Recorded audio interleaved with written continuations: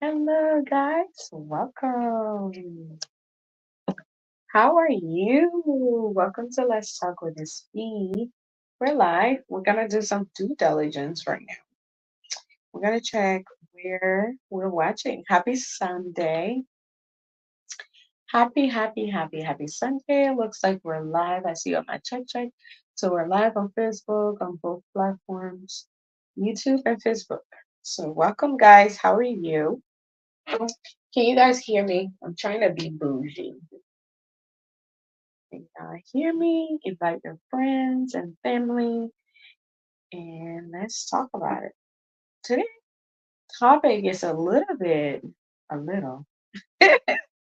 It's very sensitive, very sensitive, and um, but it's worth talking about. We have to talk about this topic. We have to talk about things that are very uncomfortable, controversial, and things like that. Things that I feel like everybody else is not talking about. So let's jump into it. Welcome to the show.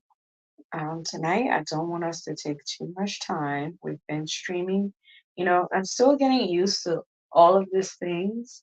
We're slowly building this page. We're slowly building our brand. We're slowly getting there. And this podcast has really changed over the month than what I initially intended. And I think it's for the best. So I am glad to be here. Happy Sunday. Hopefully, you guys had a great weekend. My weekend was okay. It wasn't all that, that I wanted it to be. But here we are. We're grateful to be alive. And yes, can you guys hear me? Maybe I should sit up a little bit. A little bit. So let me just do my due diligence real quick. Did you guys read my post today? I was going all out, posting pictures and videos and all this extra stuff today. So if you missed last night's show, you surely missed a lot. And I hope you guys can I hope I hope hope that you guys can actually go back and watch it and share it with your friends.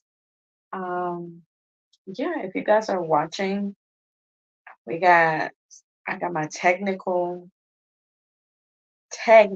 producer in the background that actually help us. We're actually building the StreamYard together, and he has really set us up amazingly. And I just want to say shout out to you, uh, Daniel, for hooking us up. And thank you for always supporting us. So appreciate you. Yeah. With that being said, guys, I'm just trying to see where we're at or who's all watching. We got to do our housekeeping stuff. So let's do housekeeping. Let's see what, what we're doing here. How's my audio? So let's do housekeeping. Let's see. Okay, it's working. It's working. Hi, how are you? You guys, we are building this page. We have one person who's watching. Who's watching, guys? Who is watching? Come on, let me shout you out. Shout out to you for all your support. I don't know who's watching it. I can't see. Um, but surely we are live and we're gonna Alan is watching. Thank you so much, Alan. Welcome to the show. Thank you for always supporting. You always been one of our number one supporter, and we greatly appreciate you. Thank you. I'm just doing some housekeeping stuff before we jump into the show tonight. Tonight's topic is very sensitive, and I was almost scared to talk about this, but this is something that happens in our community, and I think it's worth talking about. We need to talk about it. We need to create awareness. And even though somebody would be like, we're in 2024, is this still happening? It is still happening. I mean, come on. It's happening more than you think. You know, you would think modern medicine and society will change our mindset, but we're we're people of habits. We are creatures of habits, as my friend will say. We are creatures of habits, and we learn things from our culture. So nothing wrong with that, but we're gonna dive into it. Let's talk about it. We're going to talk about infertility. Yeah, fertility. I don't know if I'm saying it right, but I'm saying it. Infertility and divorce. Ooh, big, big, big, big, big, big. Guys, I encourage you to share the show. I'm actually, if you hear anything in the background, I am sitting close to a vent that's on. So it's making noise. I'm sorry for all the interruption if that happened. But let's share the show. Let's go ahead. Share it. Share it. You guys, you see my setup? It's looking better and better by the day, right? Shout out to Daniel and shout out to you for all the support and setting us up and getting this running, um, and teaching me how to do this stuff because it's a lot of work. So thank you, sir. Appreciate you. So let's share the show. Let's share it. Uh, They keep kicking me out, but hey.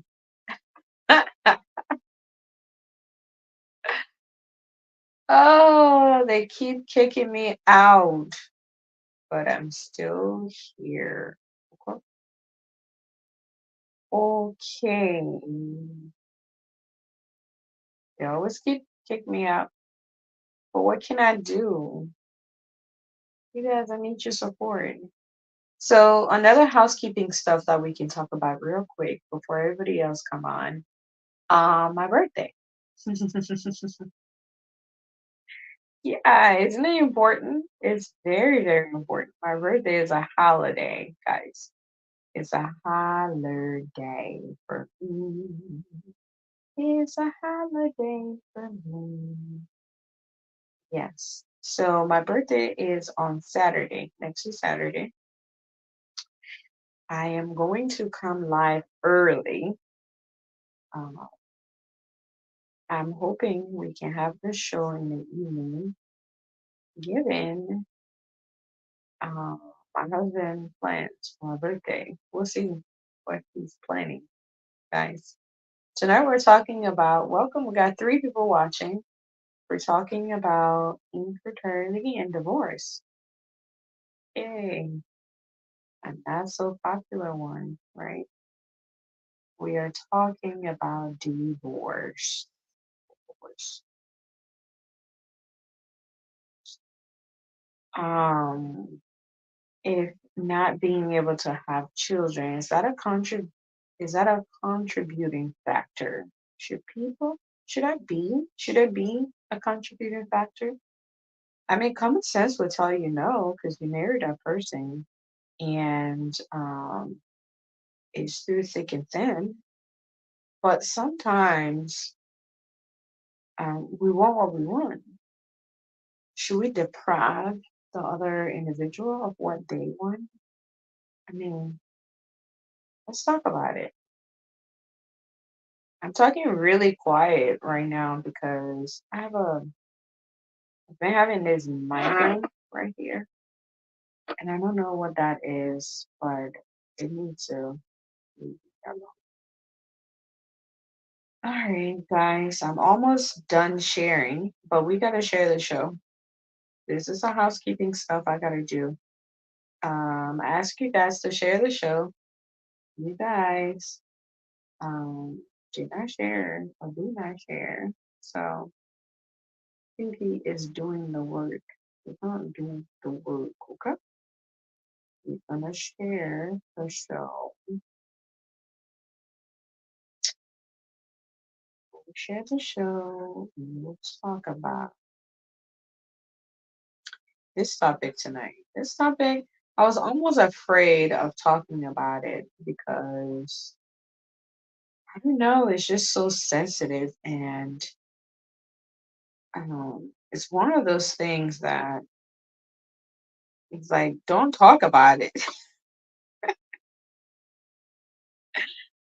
Don't talk about it. But as sensitive as it can be, I think creating awareness in our community is very, very important. And, people might, frown upon it. Like, why are you guys talking about that? But it's happening. And the reason I want to talk about it, if it's maybe someone's in the audience or someone on our panel list may have experienced it before and have a way around it could give you, an input on how to encourage your partner or how to build that support system or like steps you could take to help each other out. If you're on that verge, because sometimes I know some people be like, well, if you can't, why will you divorce if you love the person? And you could adapt. Maybe some people just want to have that biological child, and now it's like the partner you are with, you find out later on that they are. Or the reason I wanted to talk about this is because you could possibly, maybe there are steps you can take in your courtship process that could, you know, save you the heartbreak that comes with it. I haven't personally experienced this topic that we're talking about before, but I do know people who've gone through this, and I've talked to them, and some of the things that got them through, um, I can share. I'm not going to share those people names, but I'm definitely going to share some of those advice and things that they said. I, for one, when the show starts, obviously, when everybody gets on, anybody don't come on, guys, it's Sunday. Tomorrow's work day, so we got to make sure this is happening. But yeah, if let's say before I started having kids, this is something that I kind of briefly experienced, not to the full effects, but I know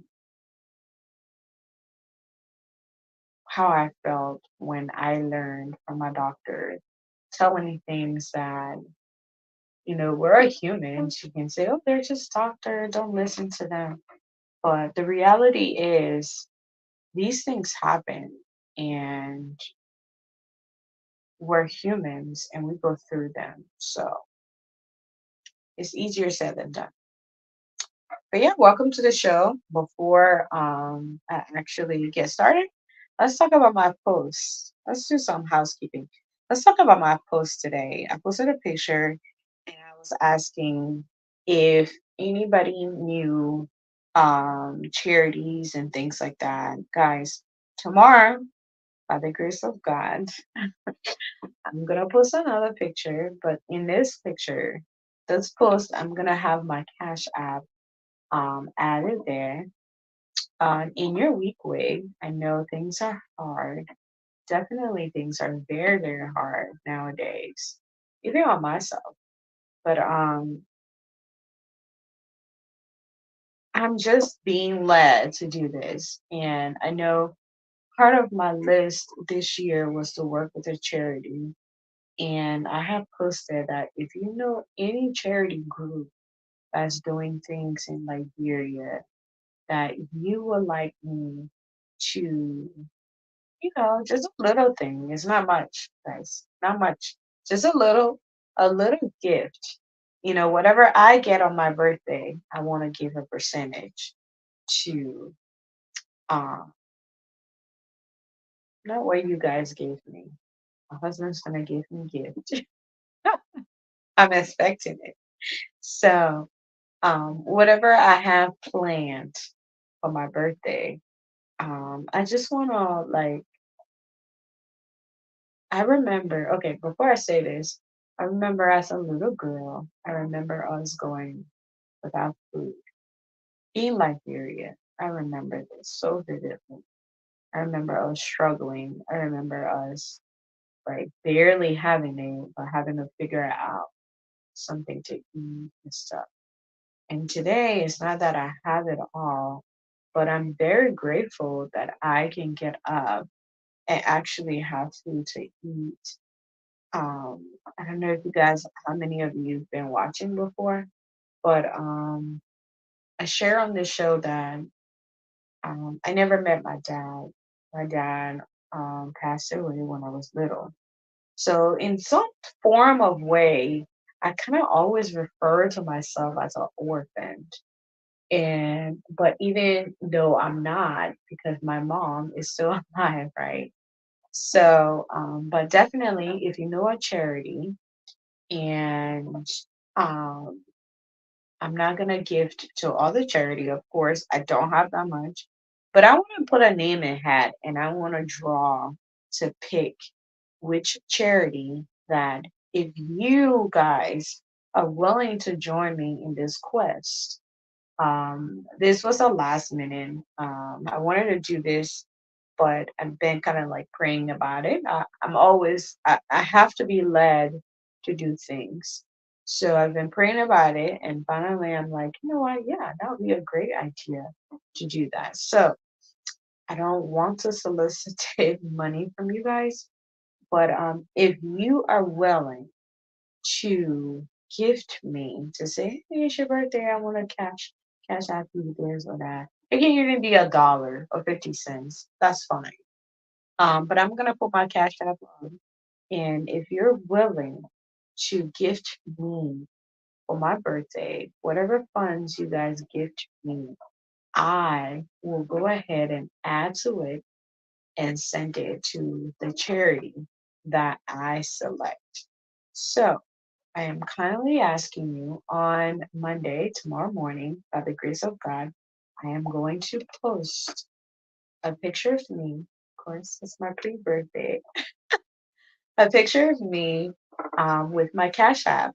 And I'm going to be asking you if there are a few people who actually share about I have three charities names that have been shared with me already. And those groups, I'm gonna go check them out. Basically, I want to make sure it's going to the cause that my heart has been led on to do this. So I'm gonna check it out. I want not that and nobody's lying. I'm not saying anybody's lying, but I want to make sure it's legit and it's gonna go to for the cause that I want to support. So if you would love to join me on this quest, and hopefully, this charity that I will possibly pick from the hat, if I'm able to, may be a um, it might be a long time partnership that I might do. So please, please, please send me lists. Maybe it's not my birthday, but these lists, maybe every now and then, I might pick from them, talk to them, and you never know. Maybe once a month and my gift to that charity group. So please, I know there are three, like I said, three people have already sent me three of those. And I'm going to be checking them out and seeing to make sure it's legit, please. I'm not saying anybody's lying, but I want to make sure what they're doing is actually going to go for the services that they're providing for whoever or whatever program or organization they're doing. So, with that being said, I'm kindly asking you to join me on this quest. My birthday is on Saturday. on Friday night when I'm probably gonna go live Friday night. It's just gonna be for my own thing. Just prelude of my birthday, possibly. If not, guys, don't hold me to it. But I'm gonna try to go live on Friday. Um, yeah, so our co-host said the one he sent me is legit. Awesome, awesome. I know it is. I just checked them out. So I know another two people sent me theirs as well. So I want to make sure I check them out, and I'm gonna pick. Hopefully, like I said, I don't have much, but the little I have, I would love to share. My whole life, I feel like people have really helped me and continue to help me out. And if it wasn't for others, I don't think I would be sitting here today. So I always believe in giving. And even little you have, even if you have one, if I have one, I would love to break it in half and give you half. So yeah, but I want to make sure it's legit, it's going to a legit organization, that it will be for the cause that I whatever has been put on my heart, that it be going to the appropriate services. All right, with that being said, it's almost 9 o'clock. Honestly, I know I always say this all the time. We want this show to be 1 hour, but it never ever pan out to be 1 hour. So since I don't have Pen and Alyssa yet, but I'm gonna get started. Tonight, like I said, this topic is very, very, very sensitive. If you haven't shared the show, please go ahead and share. And all my followers who's been sharing this show on July 26th, I'm gonna do something for you guys. I know you're like, oh, it's so long away because it's my Independence Day. Why not? July 26th. So I have to plan in advance. I'm a planner. So let's jump into it. Thank you guys so much for your support. I know we've only been live for a few months now. We started last year, September. Yeah, September. So that'll be a year. Sorry, guys. Give me one moment, guys.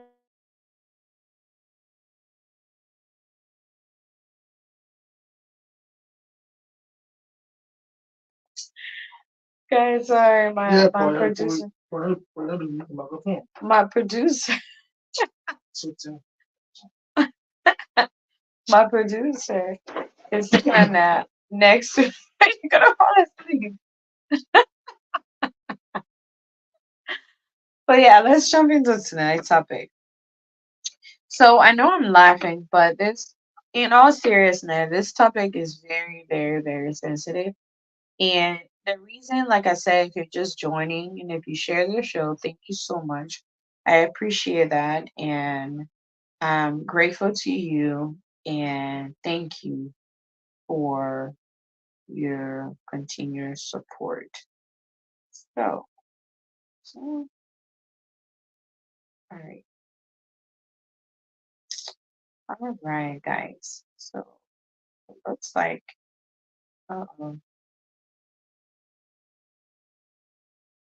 looks like something is not working. So sorry.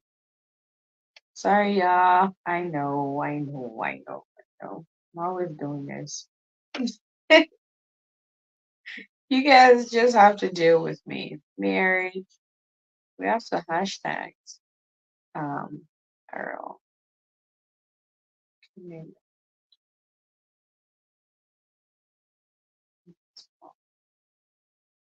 And what we do. All right, so that event is gone.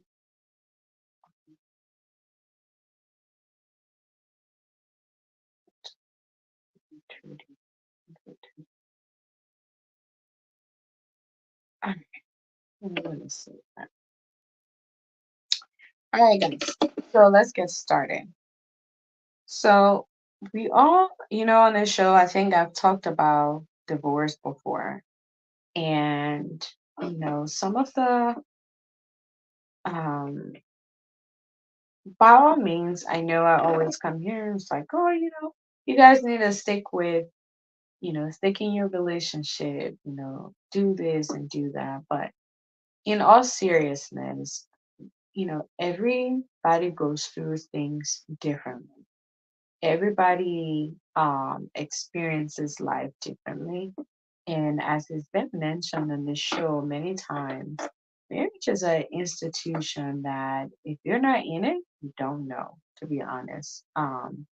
If you are not in a relationship, it's I always see, even though it's such a huge deal when you're married, but the surrounding factor around marriage in general, I think it's something that people should be careful about, but also be realistic about life and things that comes along in life, right?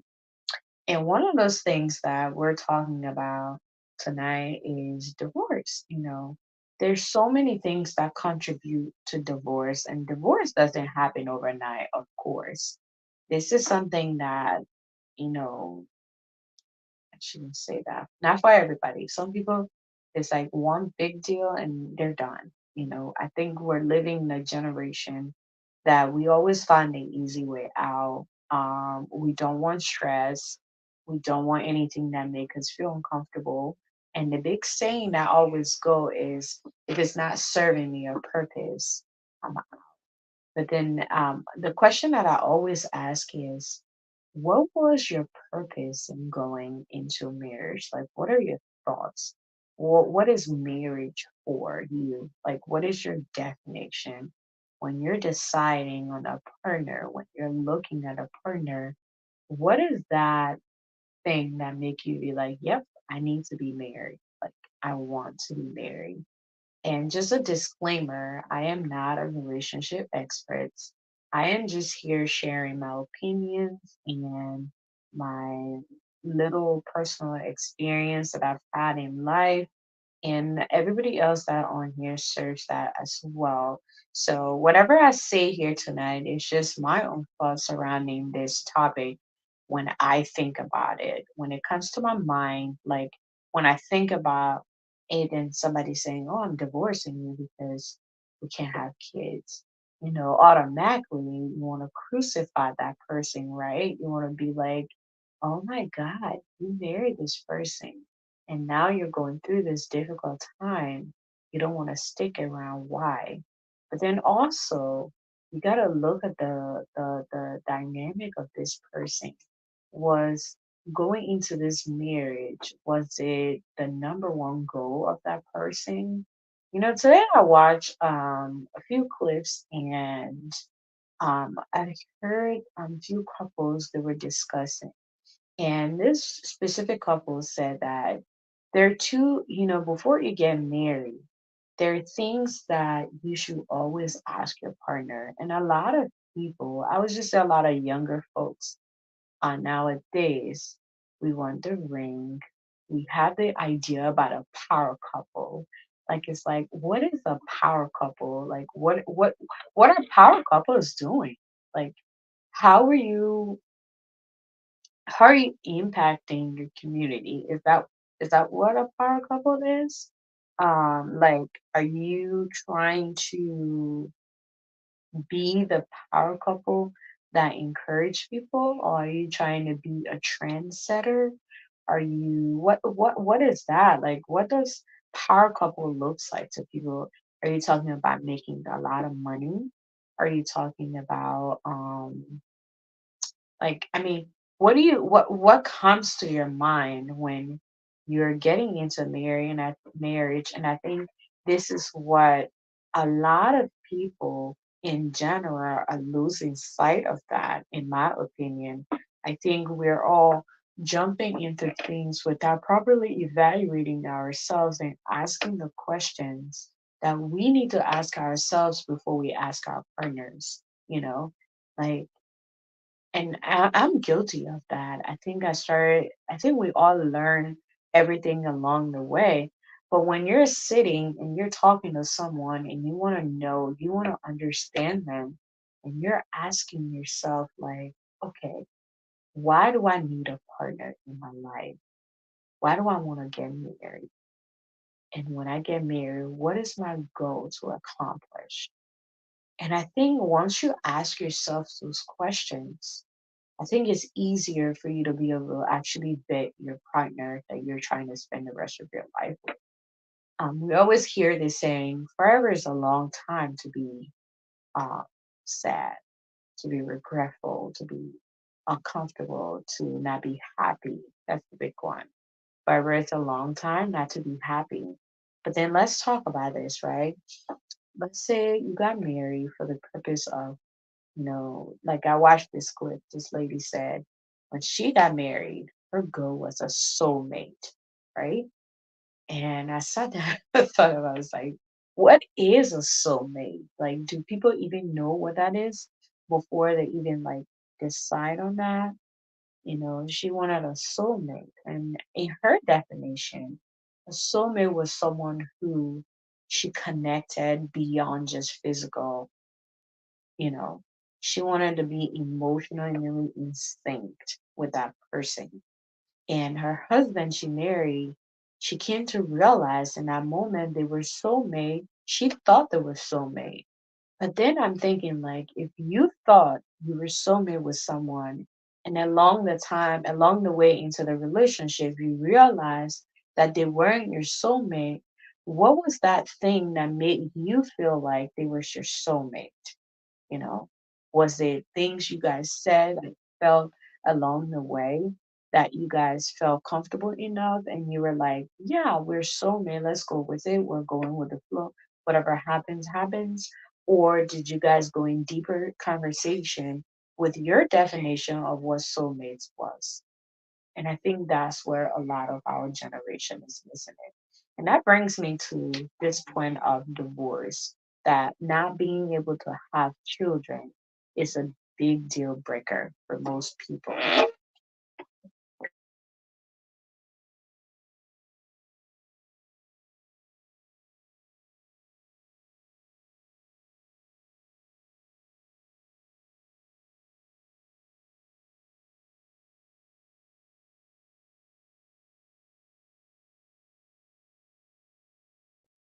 I'm sorry, guys.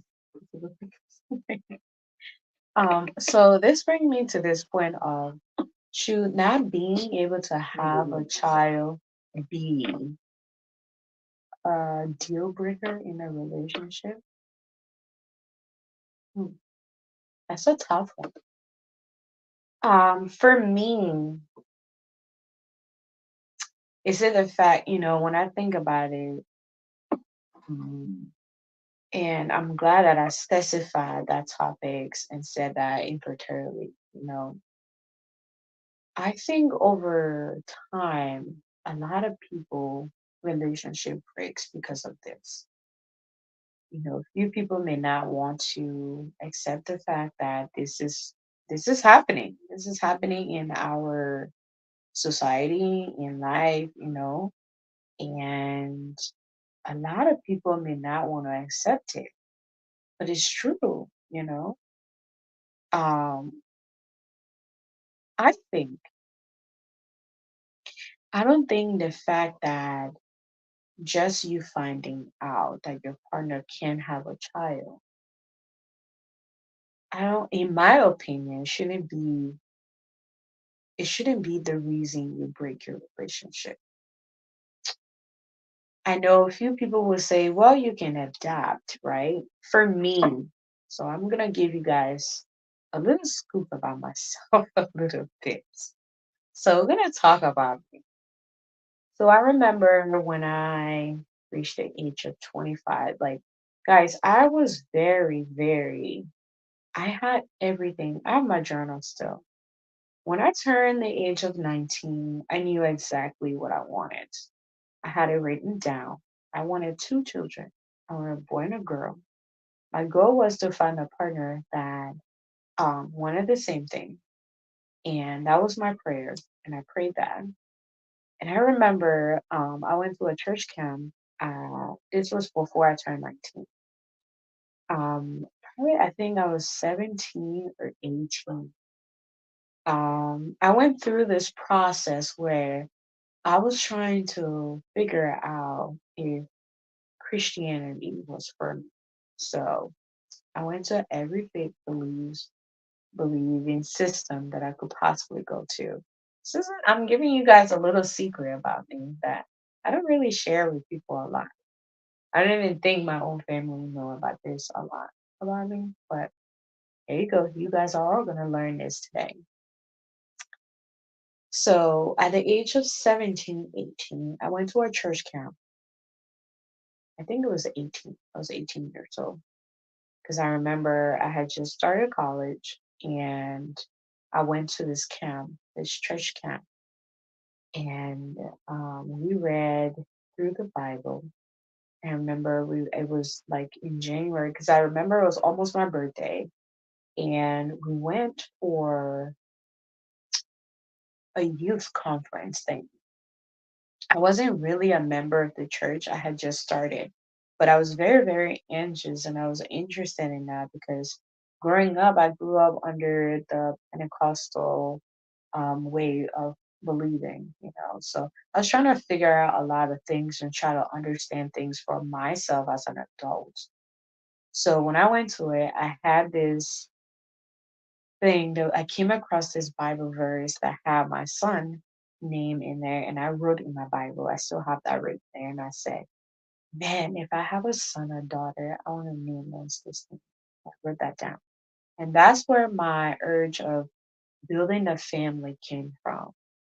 And I knew without a doubt, I always prayed and I told myself, God, before I leave this earth, I must have two children. I'm telling you guys, true talk. So throughout college, I met people, I dated, but things didn't really go that route. And I met someone else, and we had a very long relationship. I knew I wanted children.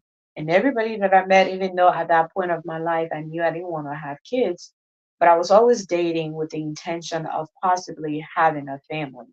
So I always told them, hey, if we're dating, this is what I can and can't do. And eventually, if you and I are going to end up together, I want two children.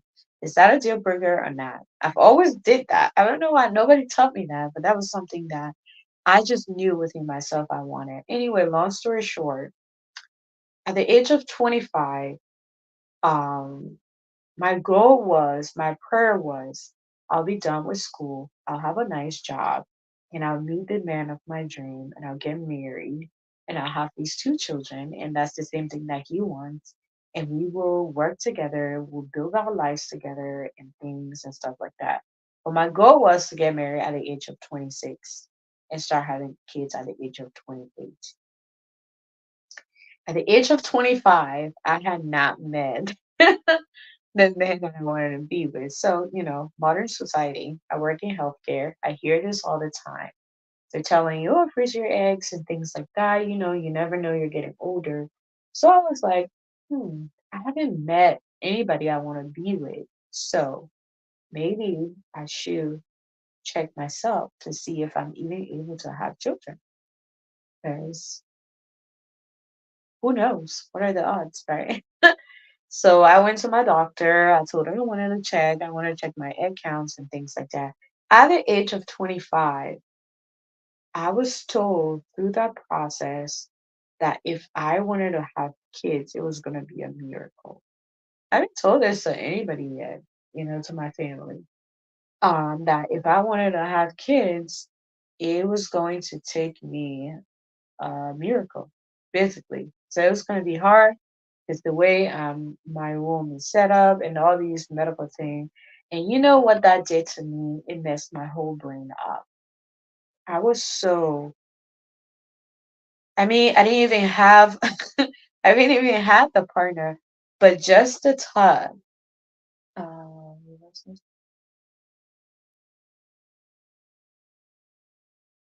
that's a good one. That's a good one. That's a good one, Mrs. Pro. And I would love for you to join me. I don't think I posted the link.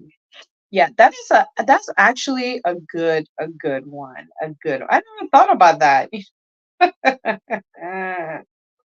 Ooh, Mr. Pro, I love when you come on this show, honestly. That is a good one. You know what? I'm gonna post the link um, for you to join if you would love for her to join the show. And that's something like I don't have experience with that, I've never. So I'm gonna jump to that. He said, what if consistent abortion from previous relationship cause a woman to become infertile and she doesn't tell her husband and he finds out? Do you expect him to keep her? Hmm. That is a good one. River says Pearl. You know what? Hey, Lawrence. Hey, I got some issue today, man. That's why I'm not in yet. No worries. The kids broke the key into the door. Since today, we can get Oh it. no! Did you get a locksmith? Oh no! Yeah, you should take care of that first. That's very important. We're trying to get the apartment complex to see what they can do about it. Okay. Yeah, I'm here. I'm here. Are you yet alone? Where's Yeah, I'm here everybody? alone. I'm just sharing my little piece of story. Yeah, it's always necessary. I mean, Yeah. I love storytelling. In fact, a key more time, all my trainings I ever did, I use storytelling to do the training because storytelling can motivate people who think that all is lost. And Right. sometimes they listen to your story. Yours might even be worse than what they think they're going through. And then just from your story, they can get motivated and step up. So Exactly. yeah, I love storytelling. Right. Oh, I hope they can come fix that. Ooh. Yeah, the guy is coming. He's trying to use a different mentors, but once I'm in, I will get on the show. Okay. All right. No problem. Okay. All right. Thank you so much. Appreciate it. Yeah. All right.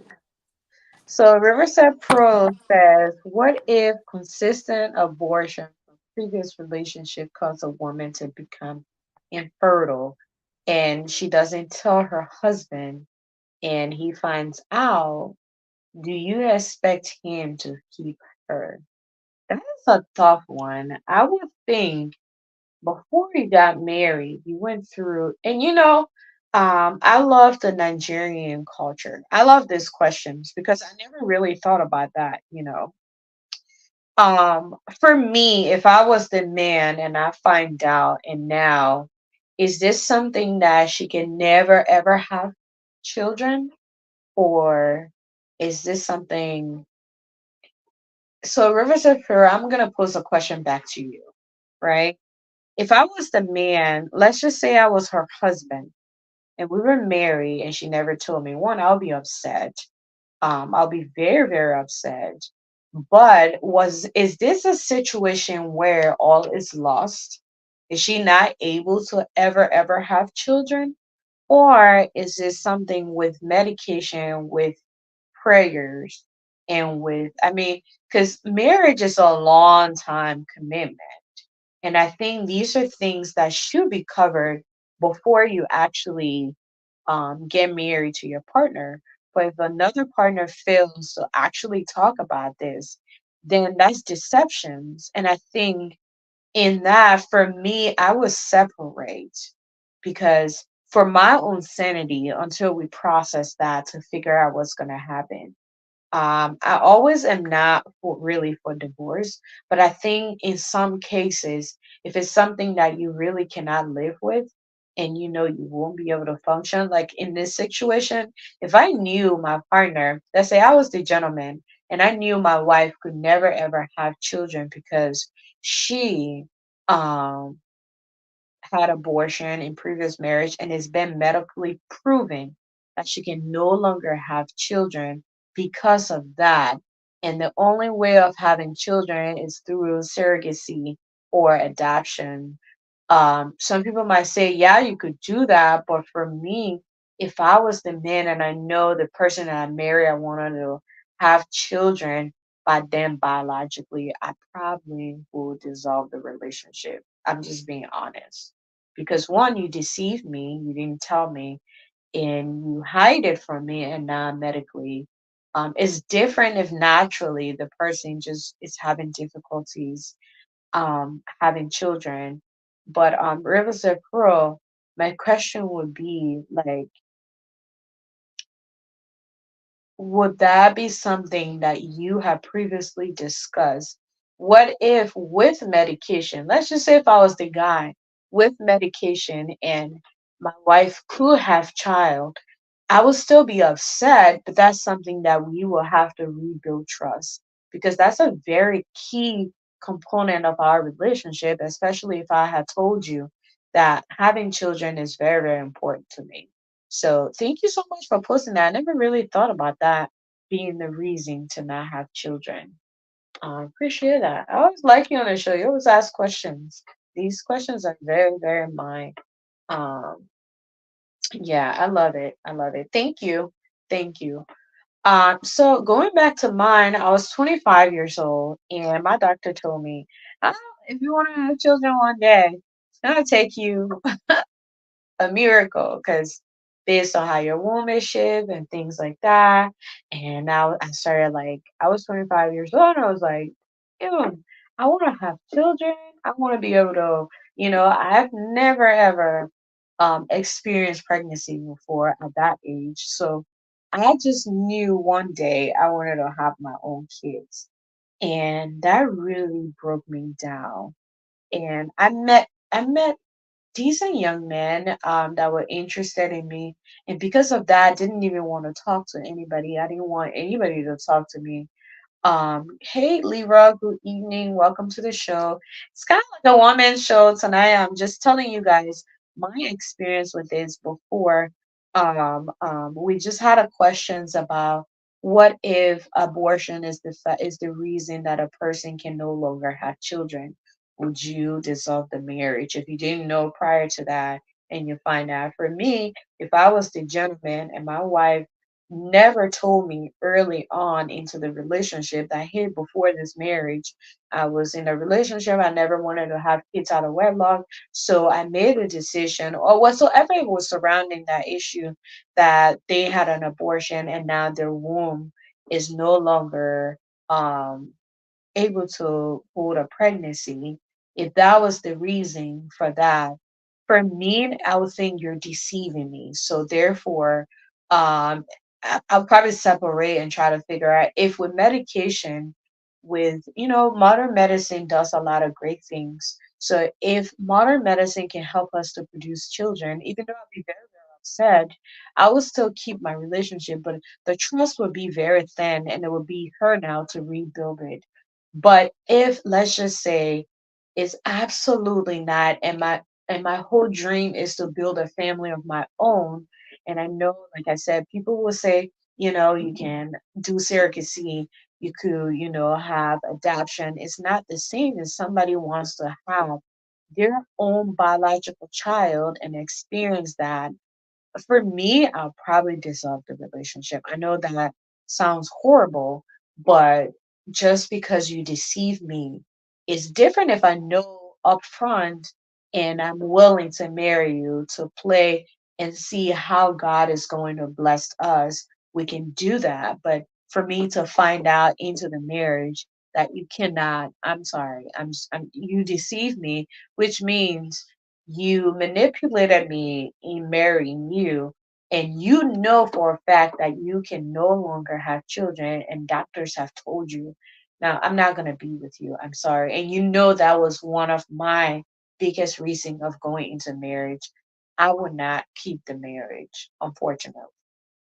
But I was sharing my story how I was told sometimes, I think we believe our doctors more than we believe into our own belief system.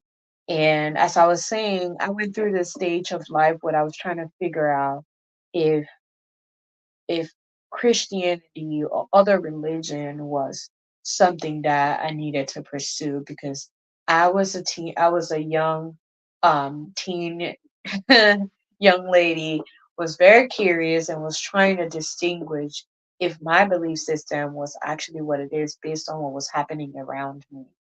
And I came to find out Christianity was definitely it.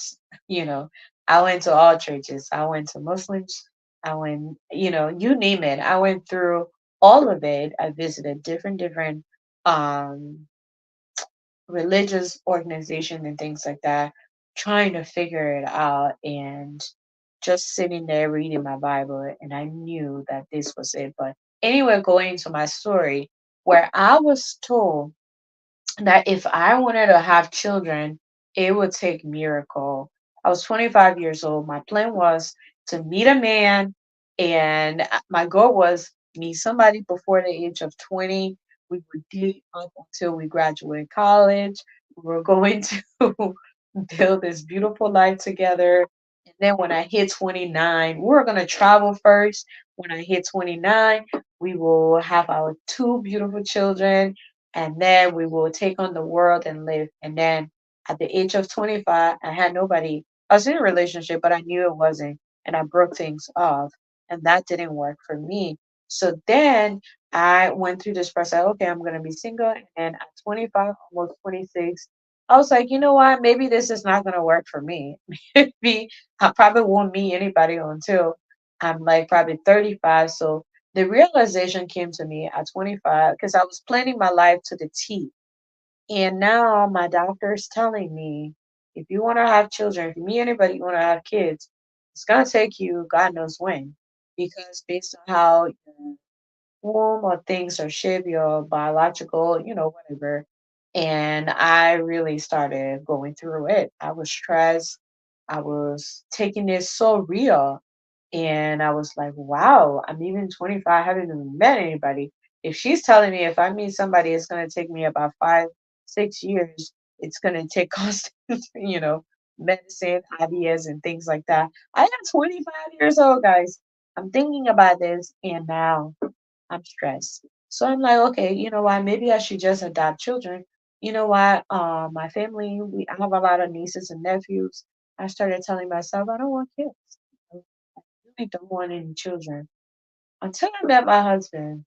And then when I told him, he was like, so you believe her and you don't believe in God? And that's when I started thinking about it. I was like, oh, wow. Oh. It's like, please, girl, I promise you, in 2 seconds, I can have you having babies. And there you have it. And, even though my life actually within 6 months or 7 months of that, I met him, but I didn't really take that seriously because I was like, mm. And then later on, we started dating. And then, life started happening. And now I have my two beautiful children. And I remember when I was pregnant with my son, I went to my same doctor and I had a cold. I actually didn't know. And when he said, let's be honest, children for your husband, but he brought other children from previous relationships. Would you really love them as your own? Will you cherish them? I had a topic here before. No, River Pros brought another question. He said, let's be honest, you aren't having children and your husband brought other children from previous relationship in a home. Would you really love them as your own? Will you cherish them? There's always this saying like, there's nothing like your own children. If I never had children, I could literally answer this question and say yes, I could, because I would have never understand the whole process of this. And I'm just being honest. Um, I think when you're not in that headspace, everything sounds okay because in that moment, one, and I'm guessing this question is based on somebody who can no longer, who can never ever have children, right? And their partner got married. I mean, they're married, and a partner brought a child. So Riverside Pro, I have a quick question. Are you saying like while they're married, he brought a child outside, he or she? I mean, basically, I would just say he because obviously most of the time infertility is from, well, let's lie, modern medicine have proved is from both men and women. So are you saying the question that I have for this? Are you saying like while they're married, the child was brought into the marriage? Like he went outside, he stepped out and brought a child. In that situation, he stepped out and brought a child. Most women can accept it, I think. For me, um, I wouldn't. It's different if we both, you know, talk about it and it was agreed upon. Like in the Bible, Abraham, right? Abraham and his wife wanted children and they couldn't have a child. And she came and said, hey, you can't have a child. I know you need to have a child. You can't have a child with the maid. Please correct me if I'm wrong. And he went ahead and did that. Um, Oh, okay. So River says Pro corrected it. He said, not while you're married. So I think if you're someone who know legitimately you can't have children and your partner brought child, I think it's possible. I think you can love them. I don't think, and I don't want to speak for anybody, but for me, knowing what I know about having children, if I hadn't experienced that, I will tell you, yes, I can love them as my own and I can cherish them as my own. But now that but now that I have two children and I carry both of them and I experience it and I've been part of it, I can tell you I can love them as if I'm loving somebody else. But I don't think truly deep down you can actually love a child that didn't you didn't biologically birth like your because it's different. There's just maybe there's like a 15% difference, like that will show because in your mind, you know that this child has a mother and at any time that child's gonna leave. And there's a topic that I actually wanted to talk about that, it's a little maybe the show is a little bit too early to talk about it because I want to make sure I have a really good set of audience when I'm talking about this because um you know people is like no I can love a child. You can say that, you know you will you provide shelter for them, will you provide food for them, will you be there for them? Yeah, you can do all those things and you can do that for anybody, you know but you're a child that you birth, the pain inside of you, if somebody even touched them, the way you feel inside, that pain that you feel, that place where it takes you, I don't think you can really like go to that level. Maybe I'm different, but I think if I didn't experience the process of having children, I could literally answer this question and tell you yes, like 100%.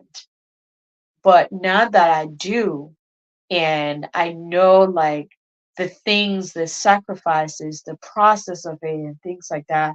I can tell you yes and no. Like I can love them in a way where I want to protect them, I want them to be safe, I will provide shelter for them as anybody else as will be around me. But the love, like as my own, 100%, I would say no. Maybe I can give that child the most 80% of a genuine of myself. But the other 20%, I know that, this child has a mother and that's their father. I can never ever replace them. And if anything, they're the two people they're going to be calling, not me. I'm always going to be that third person. So that's going to play into my mind. So just to answer that question, no. So going into the topic, Shu You should divorce, should childbearing issue be a divorce? And River says Pro really hit it on a nail, and he said, I think yes and no. Yes, in the process where the example that was given, where if if if you were married to a partner that have had other extracurriculum activity outside of getting married, and you guys went through the process of counseling, you knocked down every questions and every concerns and things like that, and you fail to do medical testing, which I think most people should do. you know I think every individual that's getting married, whatever is important to you, I think you should spend time and money on that. And a lot of people, Nigerians, I really enjoy their culture. I really admire them, especially when it comes to marriage. They do not take that lightly because they know getting into marriage, they need to procreate. Their goal is to continue the human race. Most of them, for the fact. I don't want to speak for all of them, but for the most of them that I know and the ones that I've watched and seen, they're number one. Thank you for watching, Sis Minicia. Always supporting her. Appreciate you. Thank you for watching. It's kind of like a one-man show today, guys. Everybody else looks like they will be joining in later on, but I'm gonna carry on the conversation. I didn't want to waste time. I just wanted to jump into this topic. But if you're just joining us, we're talking about divorce and the contributing factor of not being able to have children. Like I said, this is a very sensitive topic, and I'm being very careful. If you're just joining, I just share my story. What I was told that if I wanted to have kids, it was going to take miracle. But I think sometimes we, as modern women, we get into this whole neat and greedy about planning everything. And the reason I share that story is that you cannot plan your life, and the words from men is not final. You cannot determine when and how that's going to happen. You got to be prayerful, but you also have to be realistic about it. If there hasn't been, to me, I feel like you can't propose divorce if you don't have 100% proof of why this is happening. Some people just have difficulty getting pregnant, or having children. And in our society, this is something that our society, once there's an issue where there's a delay in having children, um, the culture that we're from is automatically the woman's fault. And it's so wrong because it's not. We've learned that men also can be can be the fault of not being able to produce. Women were just there to receive and produce children. Through, of course, you guys know the whole process of that. But I wanted to talk about this because this is something that in our culture we got to make awareness of, that men automatically in relationship, when people haven't had children, it automatically goes to the woman, and it's not always true. you know Men also are at fault of it. I mean, I don't want to use the word fault. They go through difficulties as well. It's both partners. Sometimes blood matches. There's a whole lot of genes and biology that goes into it. But I just wanted to create this awareness that it's not a you can't just automatically say that I'm not gonna be with this woman because it's her fault, or I'm not gonna be with this man. Marriage is all about, like going through the tough time, and it should be respectfully done. If you're deciding to not continue the marriage, and you know that your wife or your husband was going through that, then that it has to be, you have to be very careful in how you're doing that, because you need to be able to have conversation around it. Professor Pro have another question. He said, I mean, not a question. He posted, he said, I think the pressure most African parents place on their daughter-in-laws for having grandchildren is one of the reasons for childbearing in relationship. Hmm, maybe, yeah, maybe. You might be right. Do you think men should side with their barren wives or their demanding mothers? Ooh, that's a good one. I'm loving it. Ooh, shoot. You know, wow. I think that's what I said in the beginning. When you're going to get married, as much in our culture, and I mean like African culture, as much as our family input plays a big role into this. Hey, welcome to the show. Let me fix this thing. Let's see. Yeah, thank you, Fee, for We have a new type of setup thing here that I'm trying to figure yeah. out. I don't know why the other guys are not coming. But, like I said, I just came from somewhere like Yeah, no Yeah, worries. so my computer, I wanted to join the computer just taking too long to update. So but No worries. I'm here. Where are the Well, others? Lauren's having an emergency. He said he's gonna come in soon. I don't know who else messaged in the group. I think Dennis said he couldn't make it in. Um, and then yeah, I haven't heard from everybody else. But it's Sunday. Maybe everybody else is busy. Yeah, So because I see that you come for an hour and nobody have joined. So yeah, even though I um, came tired, but it's a long yeah, ride, so I had to right. join. So I didn't want you want to get me ready to show like that though. Yeah, no worries. Um, so right now I was just answering. So in the beginning, I just try to give my little 2 cents. Uh, River says Pro wants to join on. Yes, I'm sorry. Let me post the link so you can join us. Okay. He has some really good, good questions here. So I've just been answering his questions, and I'm actually really loving his question. I think it's really guiding and carrying the show um, on. So River says Pro, I just posted a link. Um, Jamie just got here.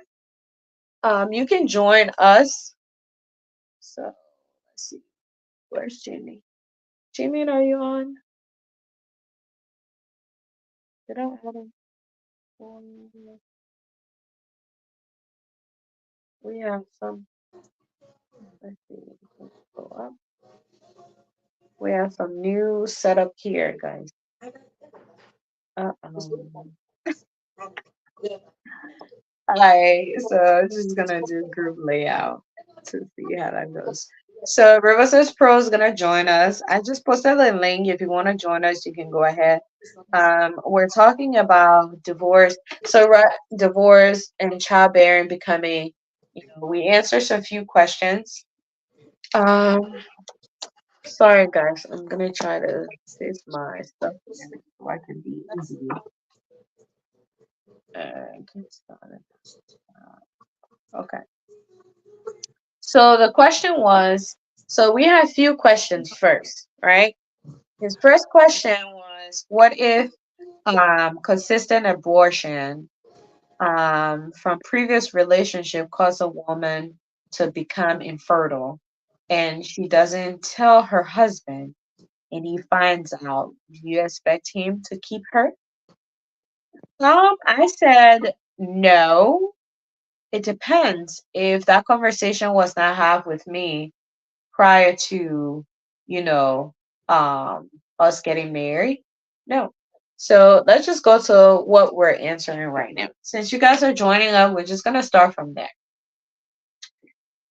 So, um, the pressure of mother-in-law.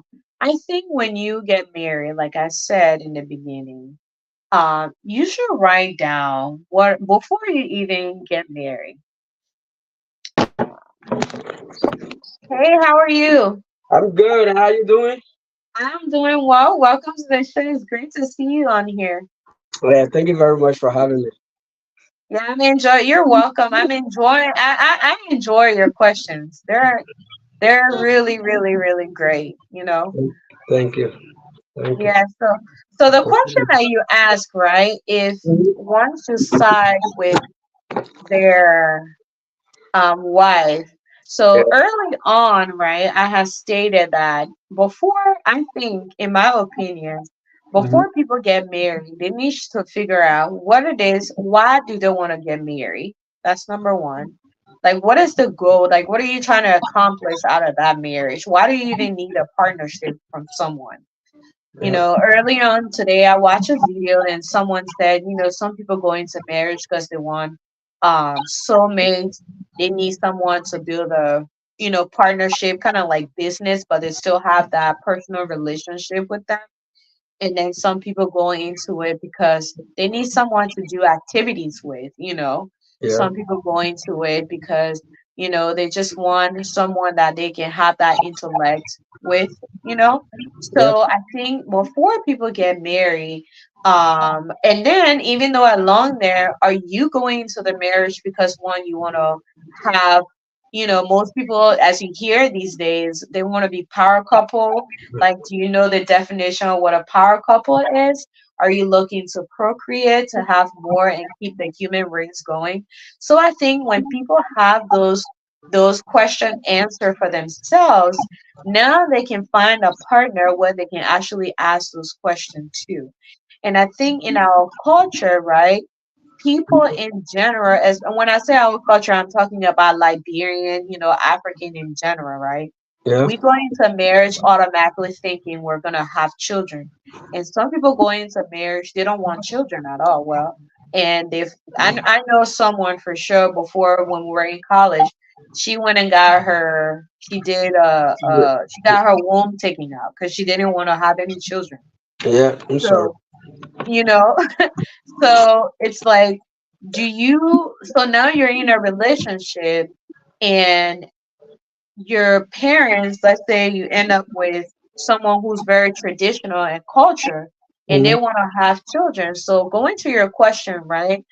For me, I knew when I was getting married, I knew I wanted children before I even got married. Like early on at the age of 19, I knew exactly I wanted two children. I wanted a boy and a girl. I didn't know it was gonna happen, but I wanted two and I needed a partner that wanted that exact number. So anybody that I talked to that I was getting involved with, those were things that I said. And it ran a lot of people away because they were thinking like, oh, you just want to get married and have kids? And I was like, no, but this is what I want. And I'm not dating just to date. I'm dating for marriage. So if you're not interested in that, then I don't see the reason for us to keep entertaining each other. So that was my thing. And luckily for me, at an early age, I was able to find someone who wanted that, the same thing that I wanted. But along that way, I say this, I don't know if you're watching enough. My doctor told me that I've never been pregnant before prior to that, right? So at the age of 25, my doctors, I was like, I wanted to start having kid at 28. At 25, I hadn't even met anybody yet. So I was like, oh, maybe I should check. What do I need to do? Mhm. So I know my status. And when I went to go check, my doctor told me that you're not going to be to have kids based on these, findings. It's going to take you years or even IVF before you can have a child. So that was devastating to me. So anybody I met, I Mhm. made it known that this was what was told to me. But I met a partner that told me, do you think they're God? They're not God, who was understanding of me, right? Yeah. And I just lay everything on the table. But sometimes people aren't that way. And our African parents, like you said, they always want grandchildren because their mindset and their whole idea of getting into marriage is about having children and keeping the human race going, right? So now going to your question where you said, so based on what I wanted, right? Mhm. And my family wanted that. Yep. If I would say if my partner okay, I'm gonna switch it around. Let's say I have the issue, right? Mm-hmm. And even though I wanted children and I can't have children, and my partner has told him early, right? And Mm-hmm. his parents is like, "Oh, you need to have you guys. When are you bringing grandkids?" And he knows it already. I think based of me telling him, I will expect him to stay by me and not listen to his family because I already told him and I'm going through the process. But going to your first question where you said if the person had, abortion and they didn't say it, I would say the husband should sideline with their family because in that situation, you deceive the husband and your in-laws, even though you don't owe them anything to explain to them, but they knowingly, he already know that's what he was jumping into and what he was going to get. So in that case, I know I explained a whole lot with that, but for me, ooh, sorry. Oh, she went out.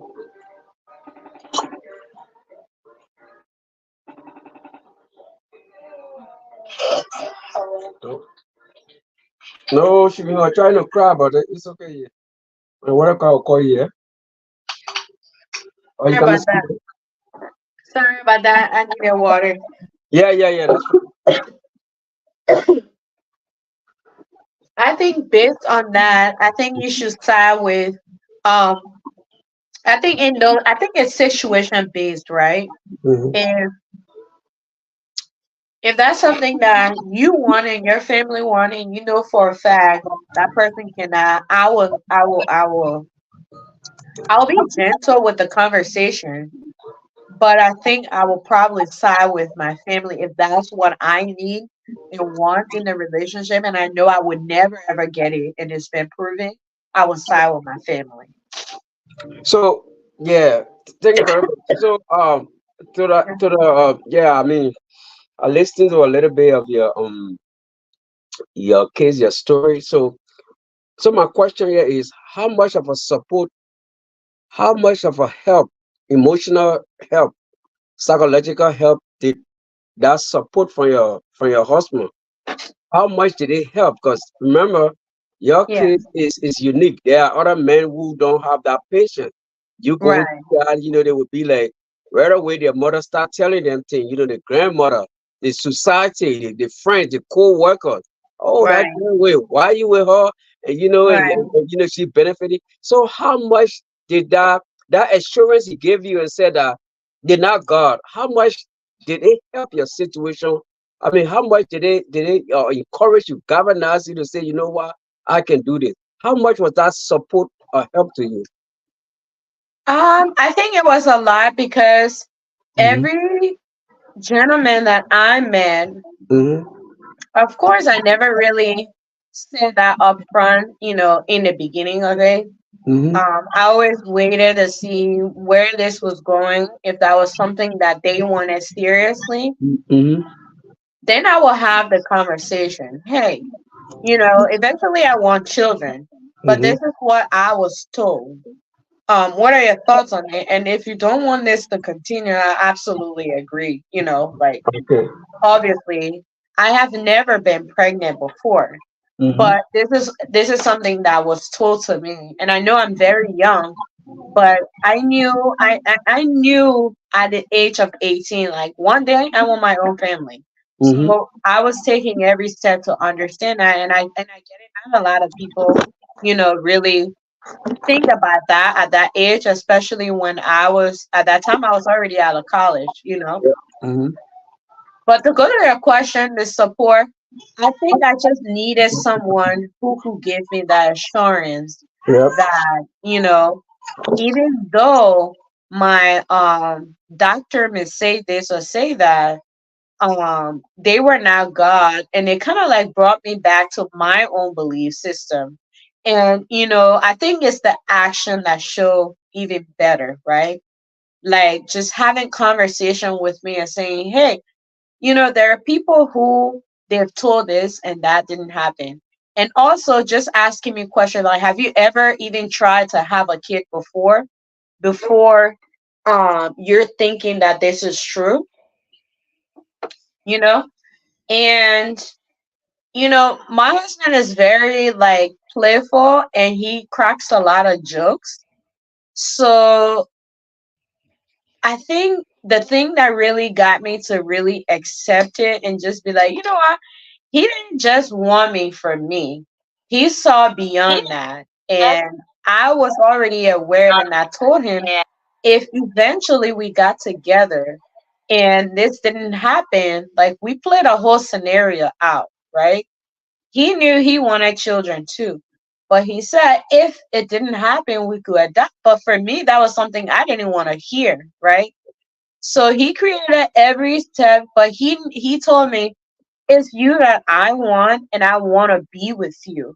So regardless of what happened, we can figure out another way.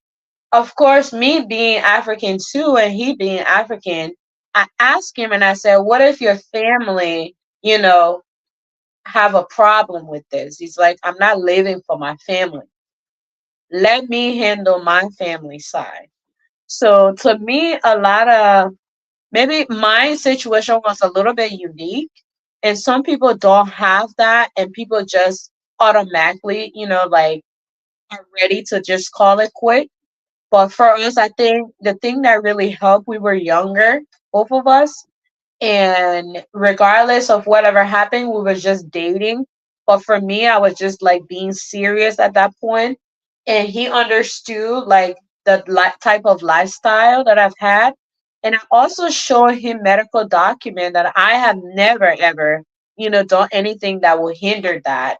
So I think also when we were at that step of where we wanted to really make our life serious and get married and things like that, I show all of the things that I said that I didn't do. I was able to, because I was transparent about it. So based on that, I think that also helped him too to be like, you know what, I think it can happen. And honestly, I would tell you, whatever he said and he believed in was true because when we finally agreed to start having children, even though it didn't happen right away, like for within few months of us not even knowing that I was pregnant with my son, I was actually pregnant. I didn't even know. I went to the gym and we were working out, and that's when I actually passed out at the gym. And when I went to that same doctor, he was the one that said, hey, congratulations. And I said, congratulations for what? And she's like, you're having a baby. And I was like, a baby? Me? How? When? So, like, even though my case was like very unique, but I think sometimes it just takes somebody to be transparent, being honest, and the other person accepting it and willing to work with you. Yeah. I know your people here, but let me just ask you my last. So Uh-huh. you stress on the whole procreation thing, which is very important. So Mhm. at my job one time I did we did a little survey because I'm doing like there's sociology in school. So we did Uh-huh. a survey as far as childbearing is concerned, right? Mhm. So you will be shocked there are people in Western society that Mhm. believe sex is not, when we did a survey, a percentage of people say Mhm. sex was for procreation. The purpose of it was for procreation. Right. But then there was a significant amount that they didn't see it that way. They Mhm. they saw it as just amusement, enjoyment. So, but then Right. I noticed that most of the people that said it was for procreation, they were minorities. They were African. They were Mexican. So Right. yeah, but then I noticed like the white, those college girls, a lot of them they didn't see it as they, My man, but who's sneaking behind you there? yeah, I'm a kid, man. Yeah, man, you try to use a computer. Yeah, so I mean, how do you, how do you reconcile that as far as the African or the minority us having that pressure? Because for you, you say at that age, I mean, you needed a child. But if I was to ask like a white, maybe a white a person in college at your same age, she wouldn't Mhm. really be thinking about that. You know what I'm Right. saying? Yeah, Right. she probably got a dog. You know, a lot of them got dog, they got pets. So, Yeah. so how do you draw? I mean, how do you reconcile? I mean, those two culture, those two, you know, different culture wanting different things as far as childbearing is concerned. You know, I Right. mean, yeah, yeah. I How? think. Mhm, Uh-huh. I think. And you struck a really good point because actually up to now, it's not mhm, even just like college. I think most of them they feel that way because they mhm. look at having children as an extra expense, in my opinion, Yep, and they look at relationship as building wealth for yep. themselves Mhm, and just enjoying life. And I think from that standpoint, it can also affect your outlook on why you think, having sex is about just pleasure and not, procreating. But, it's different if, for me, I just feel like for most of them, right? mhm. And nowadays, if you actually look into it, there's a lot of WASP statistics that most of them are no longer having children. And I'm talking about, the white American Caucasians Yep. or even like and the reason for that, I think because they always look at everything as a dollar sign, in my opinion now, in my opinion, right? Mhm. I don't think they're looking at it, and I had an exchange with a coworkers of mine one time, and she asked me, and she said, why would you even want to have children? They're so expensive. Hmm. So then I try to add that together, and I said, why would you have a dog? Is expensive too, because having a dog is equivalent to having children. The only difference is that they're not human being, but Mhm. in the US you gotta have insurance, you gotta feed them, you gotta make sure they're alive. Try it and you're going to jail too, Mhm. so I'm asking them, like, is it about the expense or is it the process of you not wanting to go- go through the process of having a child, is it the process of it? And she said, you know what? Come to think about it, it's the process. I don't want to put my body through it, Wow. I think everything is kind of like superficial in a sense. And I hate to say that, but it's really because everybody's thinking about their body mechanism, like they don't want to mess up their body. They don't want our body to feel this way or that way. So that's the only explanation that I can Uh, uh, give you in my true Christy, honest. hello. Yes, yes, Yeah. Sorry, man. I wouldn't be able to continue the show. I'm not too, you know, you know, position. I mean, not position per se, but I'm not too right. uh, uh straight. My Okay. mind is not, too cleared up, man. So Okay. yeah. Yeah, I'll call But you after. Okay. okay, please, yeah. Okay, brother. All right. Thank you, brother. So, Feel better. so then, Hmm. yeah. Thank you very much. That was, that's a super kind of explanation because I've heard a lot of those too. So does it put? I mean, so now making that divide, you think like, well, now you sitting thinking like, well, if I get a man, the expectation to have children is more on me than a Caucasian girl. So, because your mother-in-law is expecting a Right, potential grandchild, well, right, the other lady that you spoke to that said, "No, it's just too much. I don't want to go through my body." She got less pressure. So, I mean, what? I mean, it's a. You think it's more cultural? It's more cultural as far as I mean, it's concerned that that your Africans and minorities have that. I mean, must produce grandchildren, which is like a requirement. I mean, your husband might not necessarily really care as long he loves you for better or for worse. But then, like I said, societal demand. Whereas the Caucasian, she's not feeling that same pressure. She will go to the immune society and get a dog, even though you said, and you're right, keeping a dog is expensive. My children want dog. I told them I can't. I ain't got time walking dog and all that stuff. But so I mean, how much of a pressure is that they get to get out of it, and you as African, this 18, 20-year old African girl, woman, you want child because I mean, in our society, I mean, some people, I grew up. I mean, I grew up, with a pastor. I'm a pastor. They had this tendency that if you don't got child, you can't send my child. Like try to send other Yeah. people. Yeah, they ask you where's your. So how much of pressure difference is? I mean, as far as culture is concerned.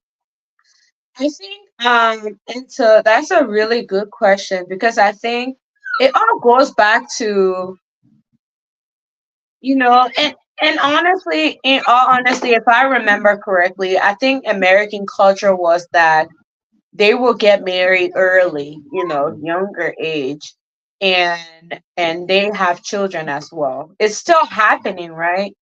But I Mm-hmm. think in modern society, we've learned that, not having children, we can travel, Mm-hmm. we can do all of these things. We don't want that burden. Vice versa, when you look at an African culture, and it's not just African, even African American believe in having children Mm-hmm. because, and technically, they're all Africans as well, right? Yep. But when you look at it, it was not just having a child just to have it. Every black person that I know, in my opinion, believe in having children as a legacy. Okay. The other day, I came across a post, and a gentleman who literally don't have any children said that, you know, you don't need to have children. They will not care for you. They will not do anything for you. There's no legacy. The only legacy you can build is by building a home, investing your money and wasting it on them. And to each their own, you might think that way. But when you are faced with death, I work before, now I don't work in like the ER anymore, right? When I first started working in the hospital, right? I was working. I don't know if you're in Maryland, but I work at the hospital in downtown Baltimore, Mm-hmm. and I had the opportunity to be there where a gentleman, you can see people coming in, gunshot wound to the head, and things like that. That might sound a little bit graphic, right? But I just got to say this, life is actually very, very thin, and people think about it. The reason for me that I wanted to have kids, I'm just gonna say it, right, is the fact that I believe like when I'm gone, I will have someone who will always remember me, who will always think about me. Even though my mom, my dad, my brothers and sisters, they might have a flashes of memories of me, right? But my child will always know that they had a mother. And I think when it comes to the African culture, we think beyond just, the expense and things like that. I think we think about tomorrow when you're not here, when you get old, you hear a lot, when you get old, who's going to take care of you? And in the society where we find ourselves, especially in America, right? People believe when they get old, their money and their wealth that they set up will take care of them. But I have had the opportunity to work in nursing homes. I've worked at a hospital setting. When you're at that last stage of life and you have absolutely no one who actually really care about you, somebody else who's making that decision is not going to have that personal experience with you.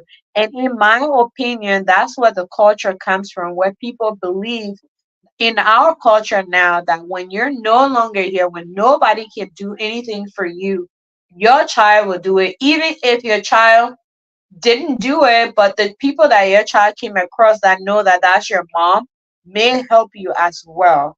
And I think that's the best way I can explain it. The culture that we grow in, we believe in legacy.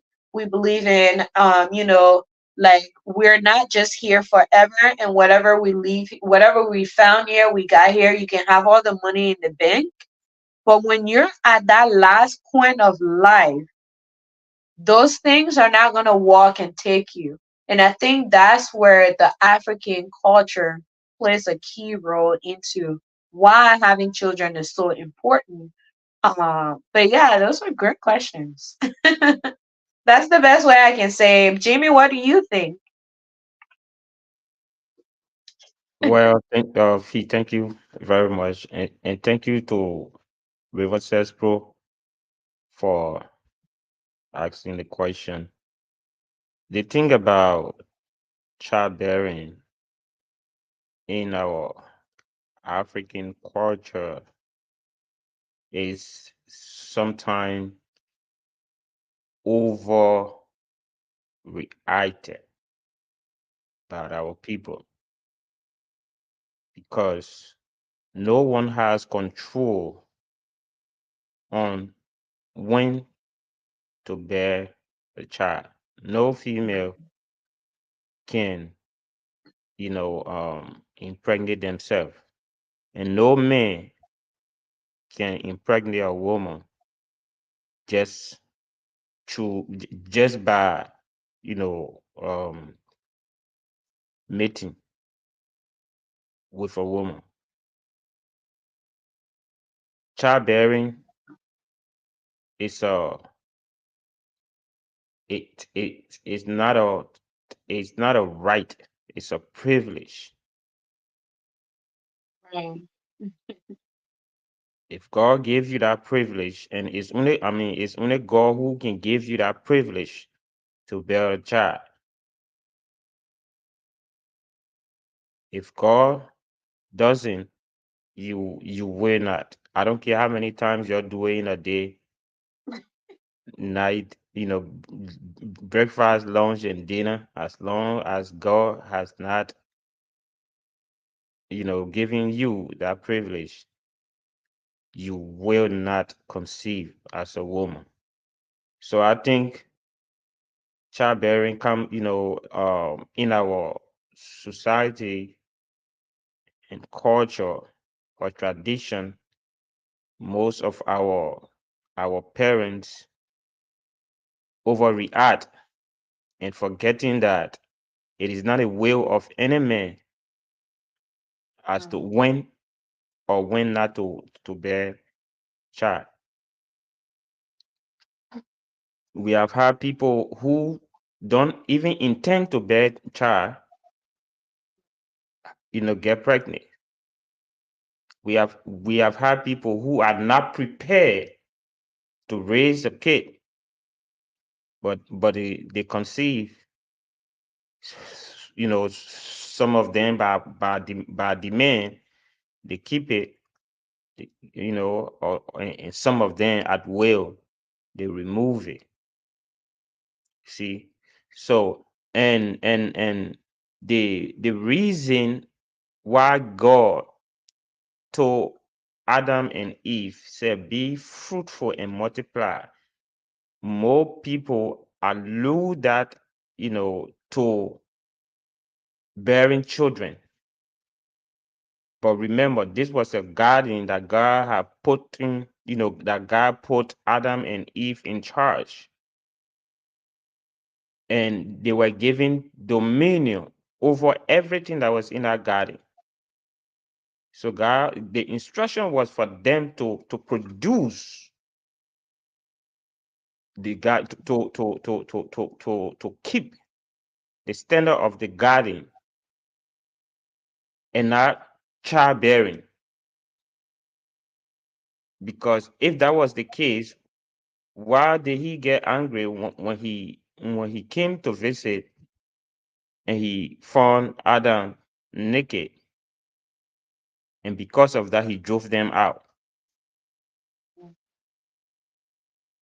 So you see, the purpose the purpose was not to bear children, but they were privileged through their act and bore two kids. We know the story. So childbearing is not a right for any woman.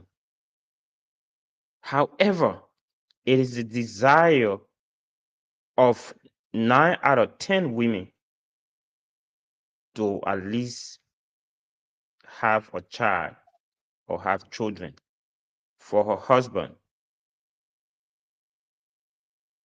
and it is very frustrating if a woman have not conceived and the parent get on the back of that woman and pressure even her son. you know I thank God for the kind of parent that God gave me, because Right.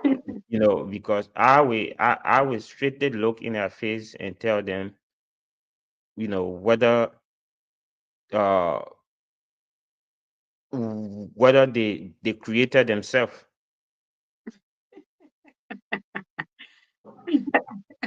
you know Yeah, so, yeah, quite. so my brother, I read your question, and the last part you said, Mhm. whether the husband should side with his. Can you restate that part? Or Fee, can you just highlight that question again? Yes.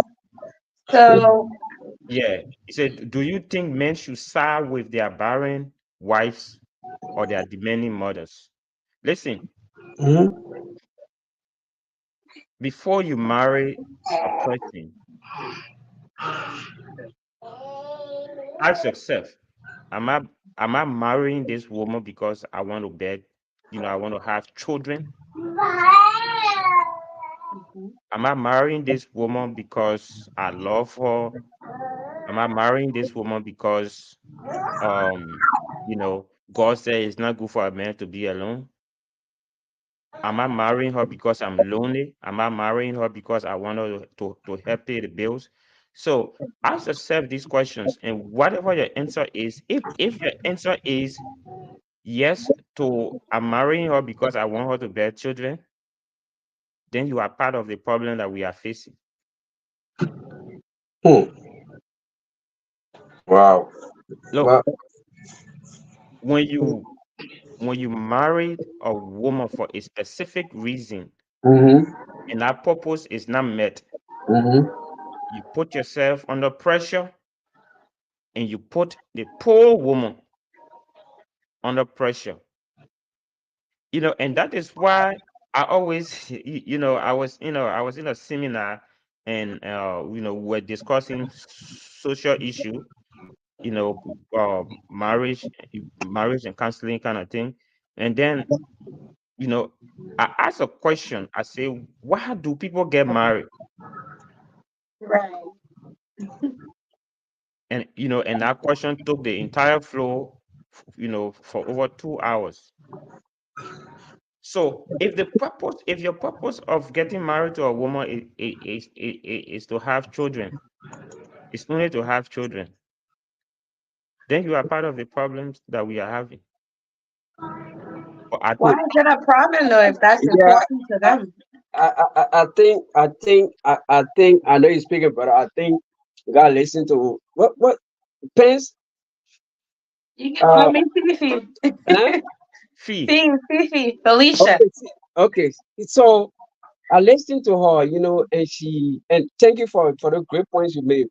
And she talked about legacy. So if you say, and you know, one reason that I think you barely hear white or Americans or white talking about, oh, I'm gonna white men say, oh, I'm gonna leave my wife because she's not having children. Because what they have in this place, they got surrogacy, they got surrogate mother, they got implants, they can do a whole bunch of other things. So the pressure is not on them because I mean I never heard it before. I never heard anybody say, oh no. I mean, especially the Americans because they have way of getting sustenance, getting children. They got advanced technology. People do eggs implants, so it is not, it's not a serious, like, and I like the topic. It's not a make it or having children is not a make it or break it movement for them because they Right. always can work around it. They got adoption, they got a whole bunch of other things they can do. But like she said, in Africa, it's about legacy. I know some people who did adoption and the whole Liberian community. Oh, I mean, our people. They even these surrogates and mother African grandmother will frown upon it.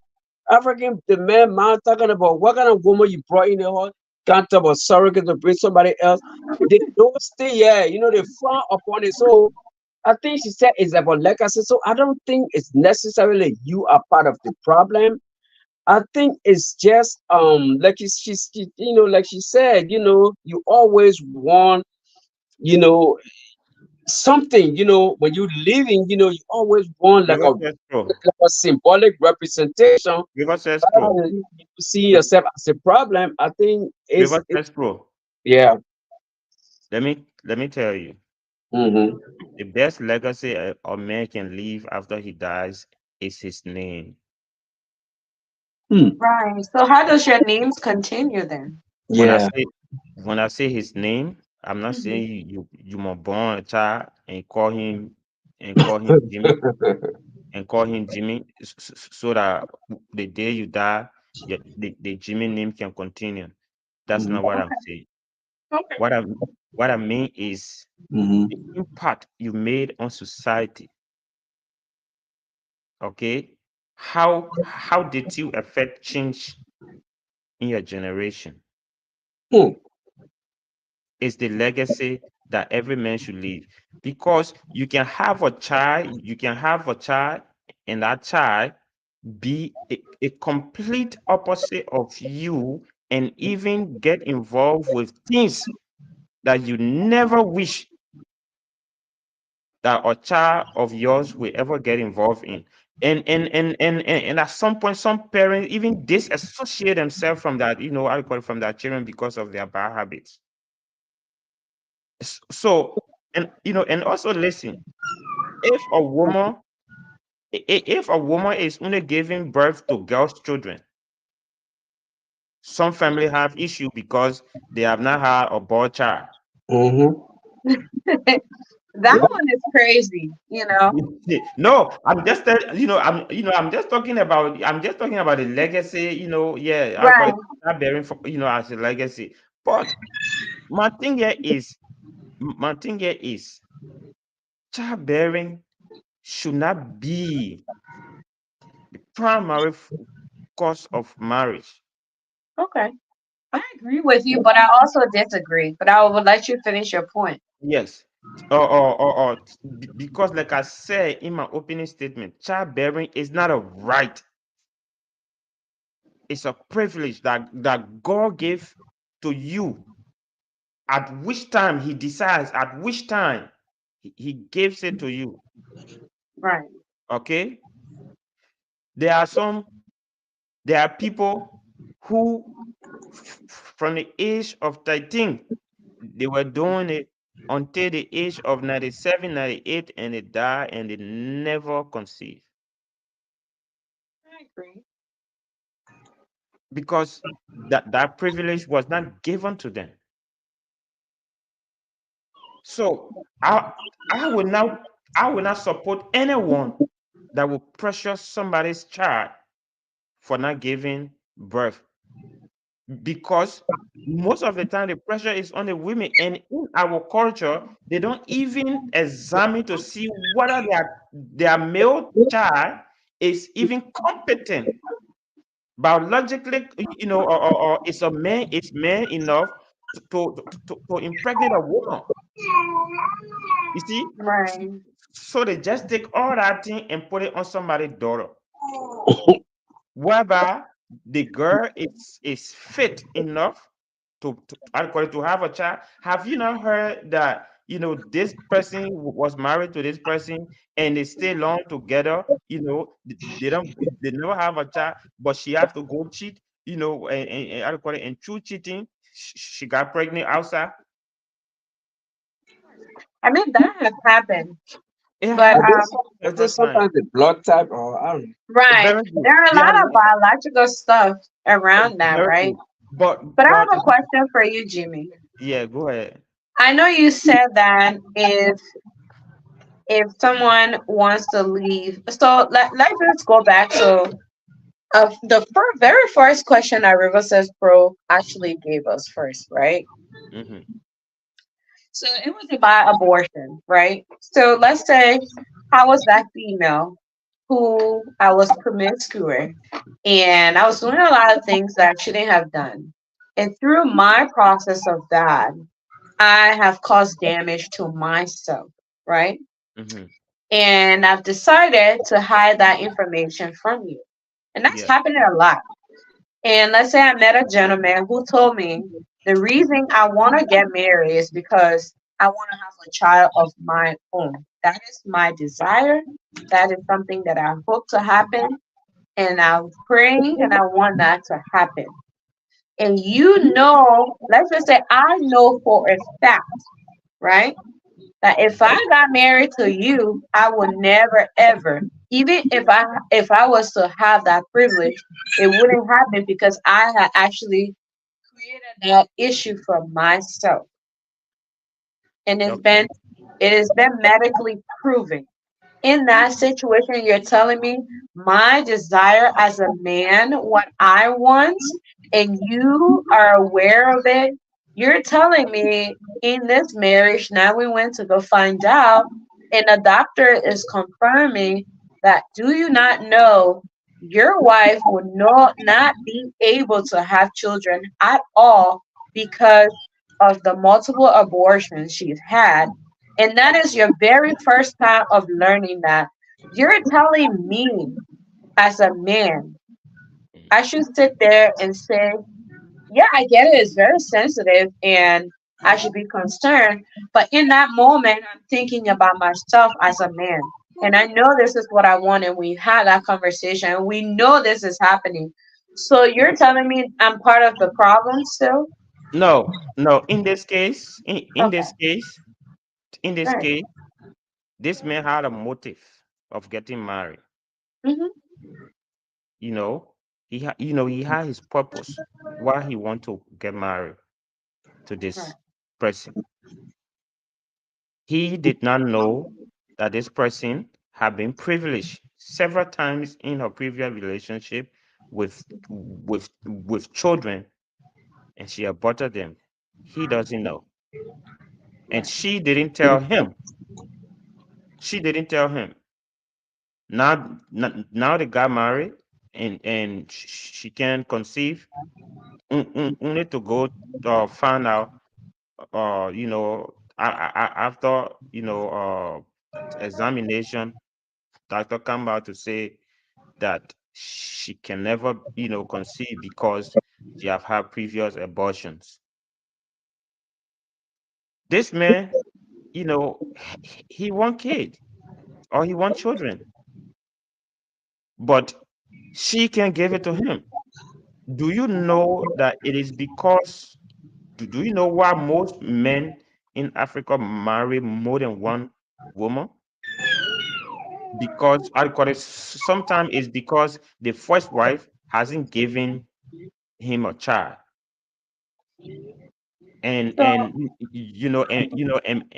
and because he doesn't want to divorce her, she agrees that he brings in another woman that can give them a child. So let's go to the Bible. I call it the story of Abraham and Sarah. no, before you do that though, I want you to answer because I don't want us to go to that where you So said you get married. I'm a man, I this only want man, one woman. I want to this marry her. man That's is what not I want. I'm not part of the culture of having multiple men, women. I want the there. one So woman, one man. That's fee. what I did. And in this situation, you're telling me I'm causing problems This man have the if I right. want to walk out. This man have the right to Mhm. divorce this woman, or to have a child by another woman, because they discuss it. She was aware of his ambition of having a child, or children by her, and she knew the damage that she has caused to herself, and she couldn't tell him. No, this man in this scenario is not a part of the problem that I'm talking about, because Okay. he I just has. wanted to hear your side to that because that in our African culture, to be honest with you, right? And that's why before you joined the show, I said that for me, I believe before anybody get married to their partner, It should be discussed why they want a partnership or they want a relationship. Why are you even going into marriage, right? So Yes, when that is defined for you and you know that, and now you're getting a partner, you need to spell it all out. So whatever is coming, so everybody is aware. Now in that process, if it wasn't abortion that caused that, then that's different thing. You guys figure it out as a couple what to do next. But or in the process of your marriage, you find that somebody has a medical problem that they will never have children. In this case, like, it's not caused from outside. This is just life that happened. So why not be with them? But I just wanted you to be, in African culture, even though this happened in our culture before you came, in the Nigerian culture, the reason I really like the culture before they get married, because they know in their culture, number one, they want to have children and they want to be able to have either male child because that's their culture. You can't tell them their culture is wrong or things like that because that's what they want, that's what they desire. So what I desire is what I'm going for. So I don't think that's wrong for me to feel that way or somebody else to feel that way if that's what they want. But where I find it difficult is if I don't play, if I know what I want and the partner that I'm going to disclose everything to me and I'm getting there, then there's a problem. Why are you dissolving the relationship when you already know what has happened? Even if your family is being difficult, I expect you to stand up as a man and say, no, this was disclosed to me early on, and I wanted to be with this woman, and it doesn't matter if we have children or not. But if in a situation where we've run tests before we even get to the wedding bells and they find out where our blood type is not the same, or we will never ever be able to procreate, and that's enough for me, that's something, it's easier for me to walk away instead of creating more shame for you. So I just think we should be a little bit careful because everybody wants what they want, right? Just because it sounds sensitive and in that moment, yeah, having children is a desire and we all know it's a privilege, but I will want to have that privilege to have a better chance with someone that will make my desire happen. So if I Yeah. cannot with you, then I should respectfully and easily walk away instead of going through the process of actually suffering. And now I have to live with you because society is gonna feel bad that you can't have kid and I have to be here. I don't get No. that. Fee, Yeah. and and this is why I call it I support divorce at any moment in the marriage because you know what uh there are churches that hold on to the belief that when you marry you shouldn't get divorced, and that has killed more people, you Right. know in that if you get into a marriage and things are not working for you, your desire is not being met, the easiest thing to do is to get out. This woman, in this case, she had an opportunity to tell this man, I'm sorry, we cannot continue with the marriage. Why? Because I cannot, I will not be able to give you children. All right. So it's almost like a man, or a man marrying, a 45-year-old woman and still desire of having children by that woman, and we all know that when a woman enters menopause, the chances of having kids is less. Well, I mean, it can happen, but it's difficult. But then that But comes with a lot of medical stuff. yeah, that's what I say, the chances are less. Right. Okay, so before, and this is why last night we talked about communication. Right. Communication in a relationship is very important because communication will unlock lots of things, you know, because you tell from the initial stage, You tell the person your expectation. Oh, I want to marry you. Why do you want to marry me? And most of the time, women don't ask the questions, and those questions are That's very, so very wrong. it's very important. You know, Right. you asking the person doesn't mean that you don't want to marry the person. You just want to know their intent. Why? Why do you want to marry me? You see, it's another thing to accept the proposal. But after you accept the proposal, ask the person, why are you making this decision? Don't you think that should be asked before you accept it?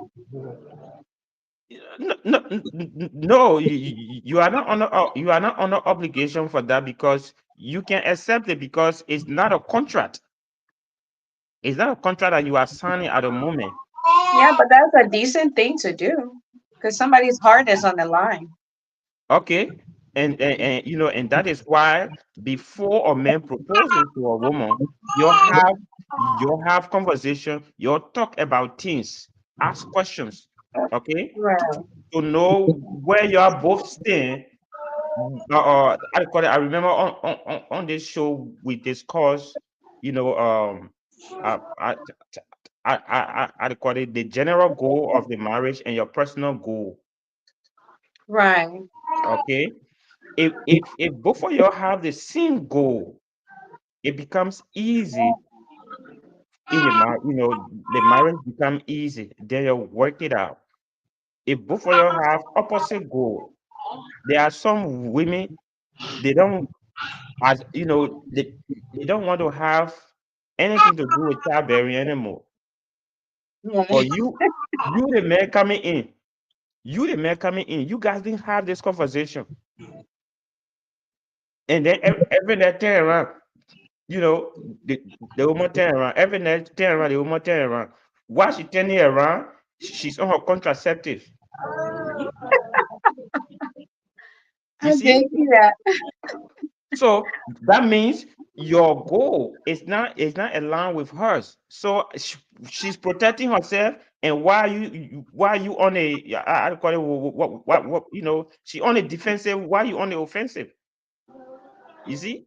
And my brother said will agree with me. I call it in football. You can attack. As long as the person has strong defense, you will not score. Yeah, but then, yeah, but then what? Then okay, then what? So then, what is the end goal? Because if you come in and hiding contraceptive from your man, then that's a whole different thing. I mean, what I mean, so what is your aim? Like, are you one of Right. those? Are you one of those anti-procreationists? You just want it just for the just for the sake of it, or are you because it's like that's deception. That's how I see it. You come into the home and you know what the man wants. He's already told you, the whole thing, and then but you are there doing something different. No, Then we are talking about in a case where you didn't have this discussion. you didn't. Oh well, yeah. I mean, Yeah, you yeah. If see, you didn't have a discussion where you with. didn't have this discussion, and then I call it you there as a man, you just putting it in, you just putting it in. I call it just putting it in, and then she on her defensive. Anytime you put it in, she put it outside. Anytime she put it in, I call it she put it outside. So what I'm saying is those are conversations that should come up that you people should have before marriage. Before Right. marriage. You see? Look, we live in a world where people just want to have fun. They don't want to have extra, some people don't want to have extra, extra baggages. Right. I call it, you see. So when you meet a woman and you want a long-term relationship with her, you have this conversation. What do you think about childbearing?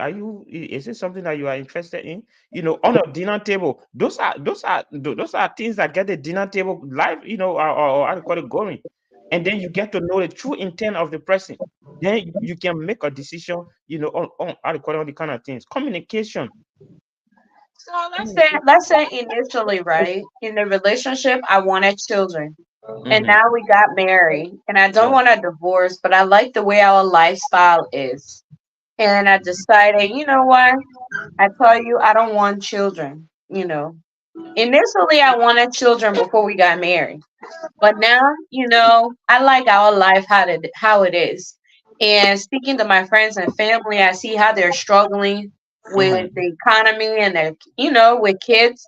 I don't think that's something I want to do. I love my body. And we live in a generation where everybody's doing their bodies, right? Yeah. Image I'm telling contract. my right. I'm telling my body, I don't want to mess it up. I don't mind if we can pay for somebody to carry it, but I don't want to.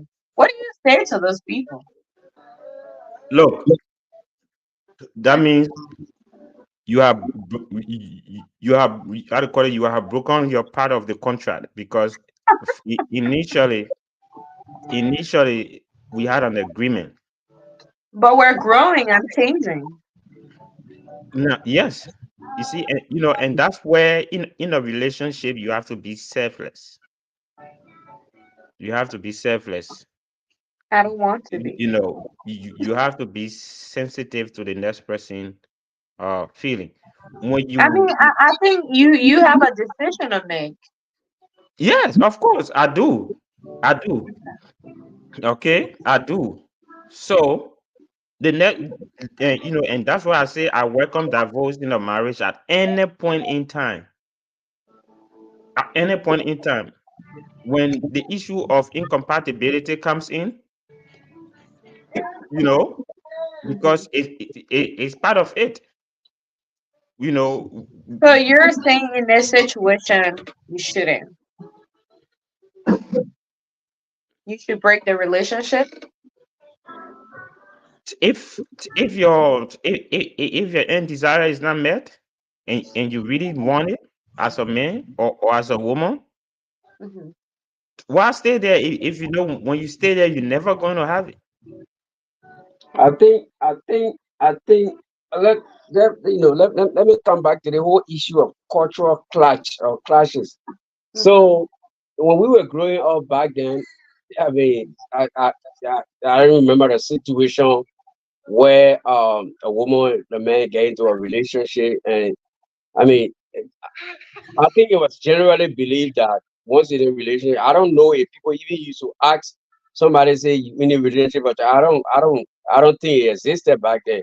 The whole thing when you get married, your mother gave you to the man. The whole idea was for what procreation, and that was the standard set. There was a as compared to the Western culture where, like you said, look, the American woman can get into a relationship. I can previously say, you know what, how you that woman can change her mind the next day and say, you know what, I'm not doing this anymore. And there's nothing you can do about it. She will go, you can go to court. Oh, yeah, you can go to court and say, okay, people say, yeah, I mean, that's about it. They got this I didn't call your thing fee, Me Too movement, Me women, too yeah, movement. okay, feminism. The most of she don't want to, nothing you can do. But whereas in the African culture, it, it, it's like I know things have changed, the world has evolved, but that's totally unacceptable. You can't go tell the man to change your mind. They're looking at you like, what's wrong with you? Your parents will even disown you. They father, they put that effort. And marriage in Africa was like they see it more as a respect. That's why you see those Northern African countries and Nigeria, especially the one that has those Muslim population. At certain age, when your daughter then married now, they take her like she kind of outcast, and nobody gonna marry her. Then it becomes a burden to the parents because or all your other friends, your neighbors, their children getting married, their husband coming with cars, like we see in those Nigerian movies, coming visit their in-laws and things, and you sitting over there and as preserving that you maybe you are in a relationship talking about, oh, I'm gonna, you come back, it will kick you out. So I think that's a cultural thing too. I think that's a problem when it comes to, I mean, the way you're saying it, brother Ben, it's not as easy as you say, oh, well, let's get out of the woman. The thing is, and the bad part about it, even in the Western world, in the United States, you can have that agreement. The woman can change her mind, and you guess what? You marry that woman can split your property and fee. Your property, you and that woman go to court. I don't carry annuity, they got need for all those things. yeah, that woman will split your property, boy. You get broke here and city. So as compared to the way our African women, they have to River go step, through those things, especially river in step pro, Africa. I mean, when they come here, they change eventually. But river step pro.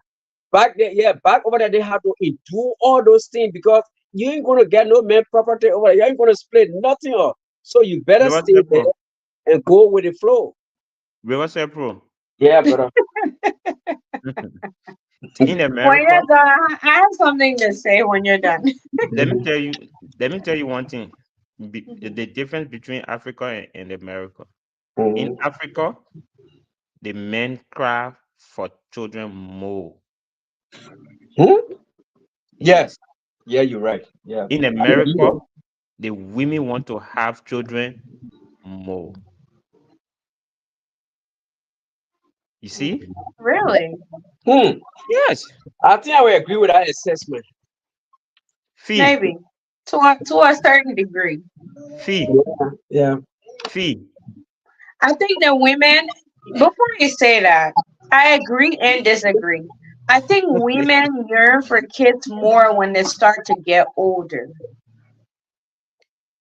When they start to get older, most modern women nowadays, if you look at like the marriage statistics, the child having children statistics, is majority among the black community. If you look at it, the black, the Hispanic, the minority are mostly those people that are really, into that. But I would say most modern women start to want children more once they've gotten the ideal career ready. They're like, okay, now I'm ready to have children. And you see them start to going to IVFs and all that things. They wait longer when they get older. But at a very, let's say it's between the age of until 35, let's say 35 and up, that's when women now wanting to have children because they know the biological clock have clicked and now they've actually froze their eggs and they're trying to, beat the time so they can have children that don't have autistic and all the medical stat on them. So that's when you see them are rushing. They realize, oh my gosh, I don't need a man. I just need to have a child. That's when you see they're like whoring. So Uh, that's what I would say to that. yeah, but fee. Let me tell you, Uh-huh. when a boy meets a girl, Boys make life. his intention, his Mhm. intention is not to get that girl pregnant.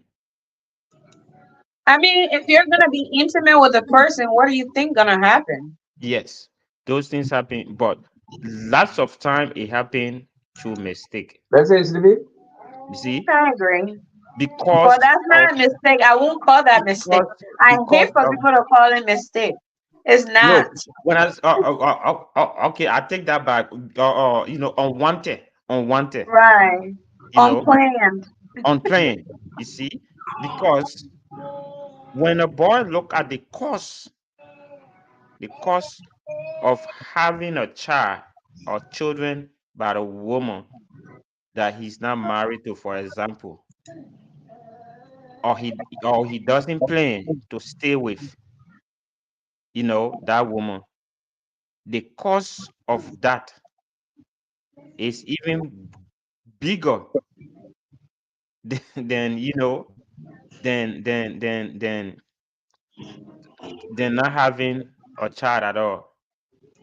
Because if you and that woman didn't make it, the next The thing is child child support. support. The next thing is child support. That's the one every man is afraid of. But it's not even like And also some women intentionally gets pregnant for the man because they think that it is a means to lock that man in. You see, so because of this child support thing, most men don't want to have children by a woman that he is not married to. Mm. Okay, no man want to have unwanted pregnancy. He doesn't Say want to. most men, because I know a few of them, they don't care. Because they don't have a great job. So it's Yeah, like, I'll just give you 10 cents.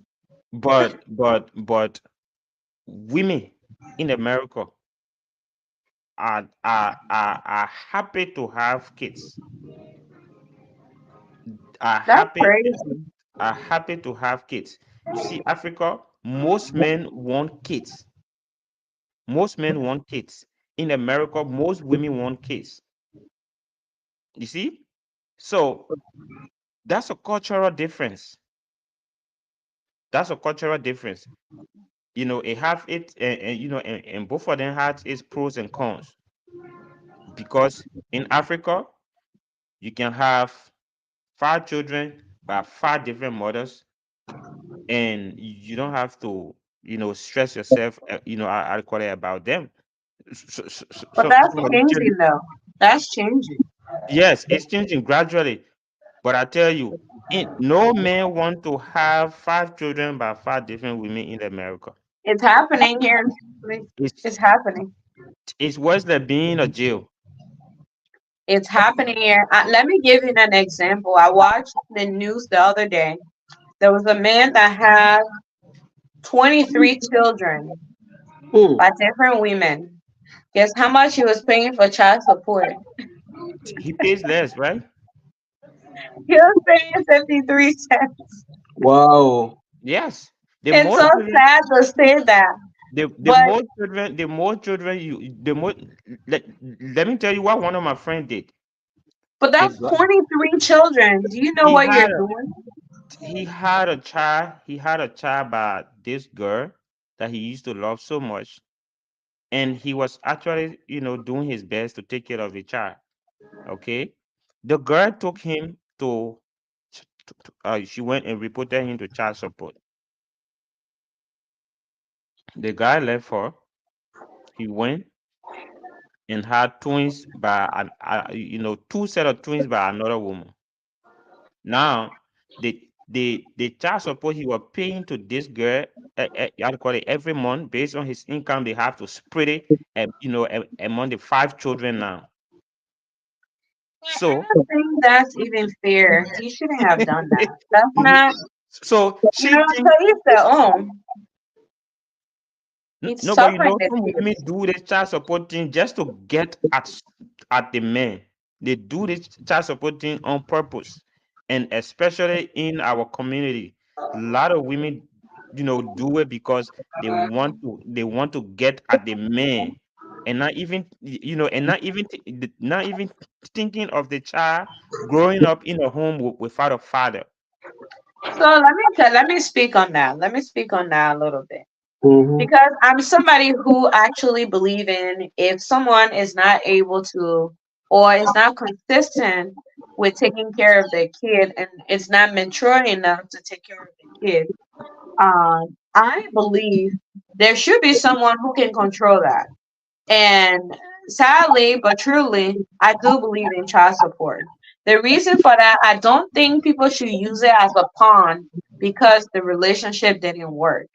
I think if you have a partner that partner is not being mature enough and know their responsibility to take care of their kid, which if both parents were living together, you know this child has to eat, sleep, breathe, do everything.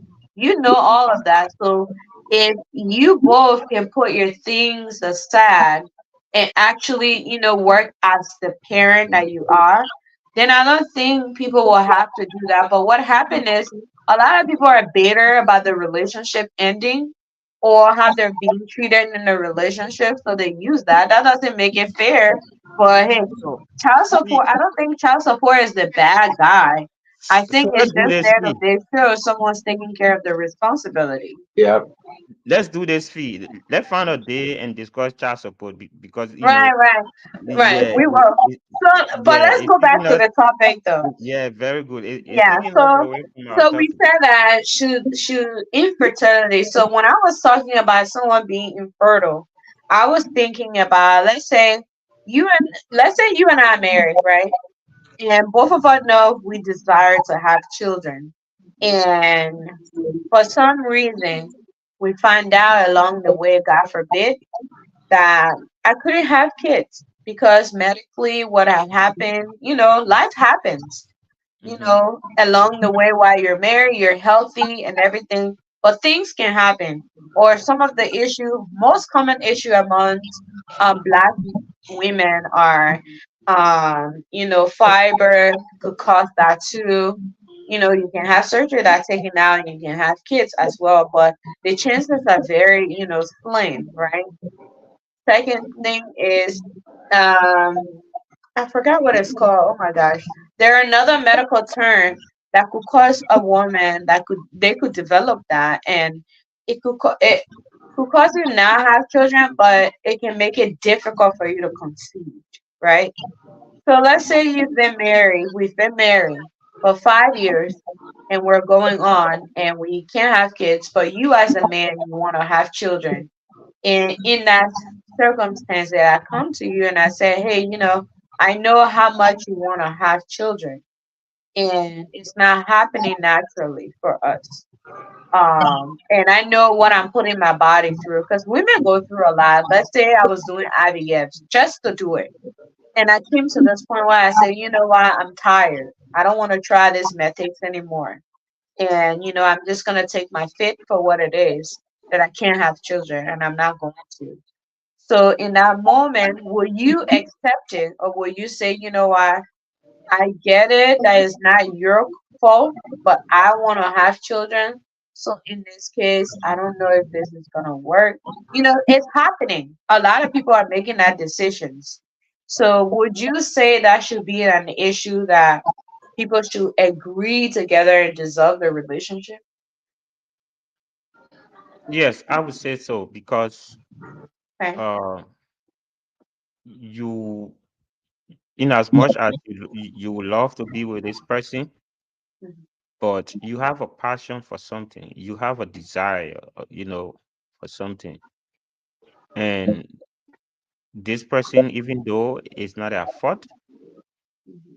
they will not be able unless God intervene. Right. Because I have seen most people say, okay, you know what, what you are going through is not your fault, but do you believe in God? Do you believe in miracle? Do you believe that God is able to make this happen? If the person say yes, and then you, the man, you know the condition, and because of your faith in God, you accepted the condition, and hoping that God God will take care of that issue, and she will be able to have a child. That's all. That could be another reason why you should stay in it, because of your faith, and the love that you have for the person. But if you are not a person that believe, that God can do miracle, Mhm. and you you are desperate for this thing, I would say it's a good reason. You have a good understanding, and call it a quit, because that person Wow. is never going to give you what you want.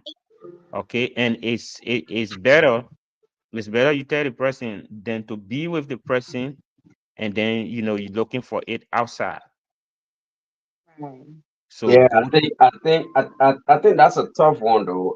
For me, Right. That's why I'm like, man, you it's know, tough. for better, for worse. yeah, and then it depends too. I'm sitting here thinking So and this is why I think before couples get married, go see your doctor, because I call it, sometimes it might just be the difference in the genes, and and I call it, and other thing that doesn't match, that could cause that could cause the lack of childbearing. You see, so I think it's a good idea for before you get married, you go see your doctor, and you'll do the you know the matching test, and and make sure that yes, this man is able to pregnant this woman, or this woman is is able to conceive and stuff like that before you get into marriage, especially in this modern world. If both of y'all yearning for kids, if both of y'all believe, that when y'all get married, you're gonna have children, you agree that you're gonna have children, y'all do the matching test, of fee know how they call it. I'm not a medical person, but but I don't know that side of it, I but think, I know what. Yeah, let's hear. Riverside Pearl was about to yeah, say yeah, something. yeah, I think, like I said, it's a tough one. You have to take a lot of factors into consideration. There are.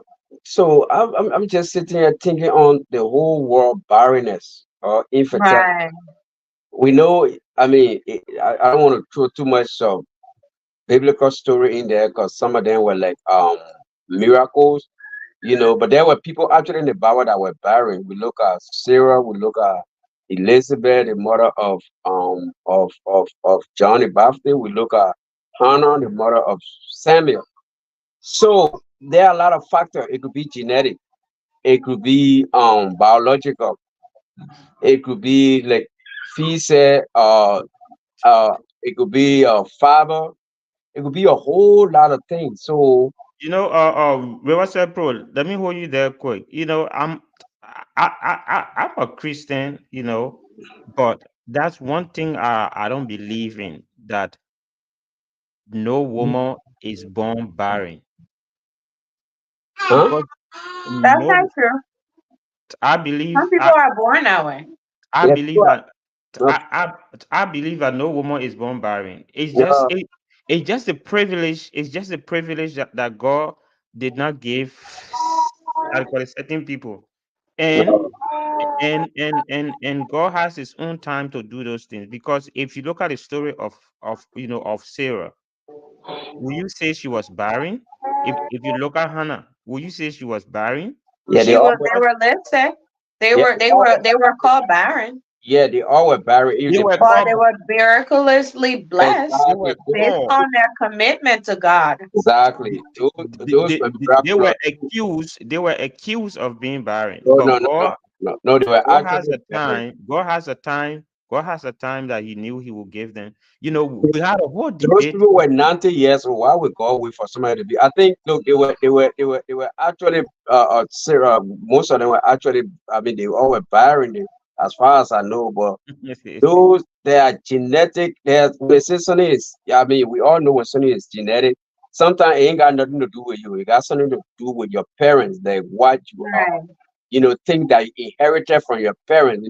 And we know a lot of, a lot of, even a lot of deficiency. A lot of things are more genetic. It comes from the chromosome, the genes, and they are kind of hereditary. So, like, it's not, like I got a friend. She got, how they call the thing, some kind of cancer. It ain't got nothing to do, or how they call it, it runs in their family. Two, three right. persons. She's like the fourth generation of age. There's nothing you can do about it. So, like, you cannot. I mean, we can't. I disagree that there are people who are not. Yeah, people are We actually. can have a time, let us not waste our time on that. We can have a time and debate that, because, yeah, Yeah, it's there a are people. debatable topic. It's a debatable topic, and so because the next question I want to ask is barrenness a medical condition? So that's why it's called infertile, right? So we no, hear me out, hear me out. Yeah, So sure. I believe there are people born to just everybody's born with certain things, right? Some people are born to be wicked. Some people are born to be, like giving. I believe God created everybody for a purpose. Everybody places purpose in this world, right? So I Mhm. also believe some people are born that way um, for you and I as Christian also for our faith to be, you know.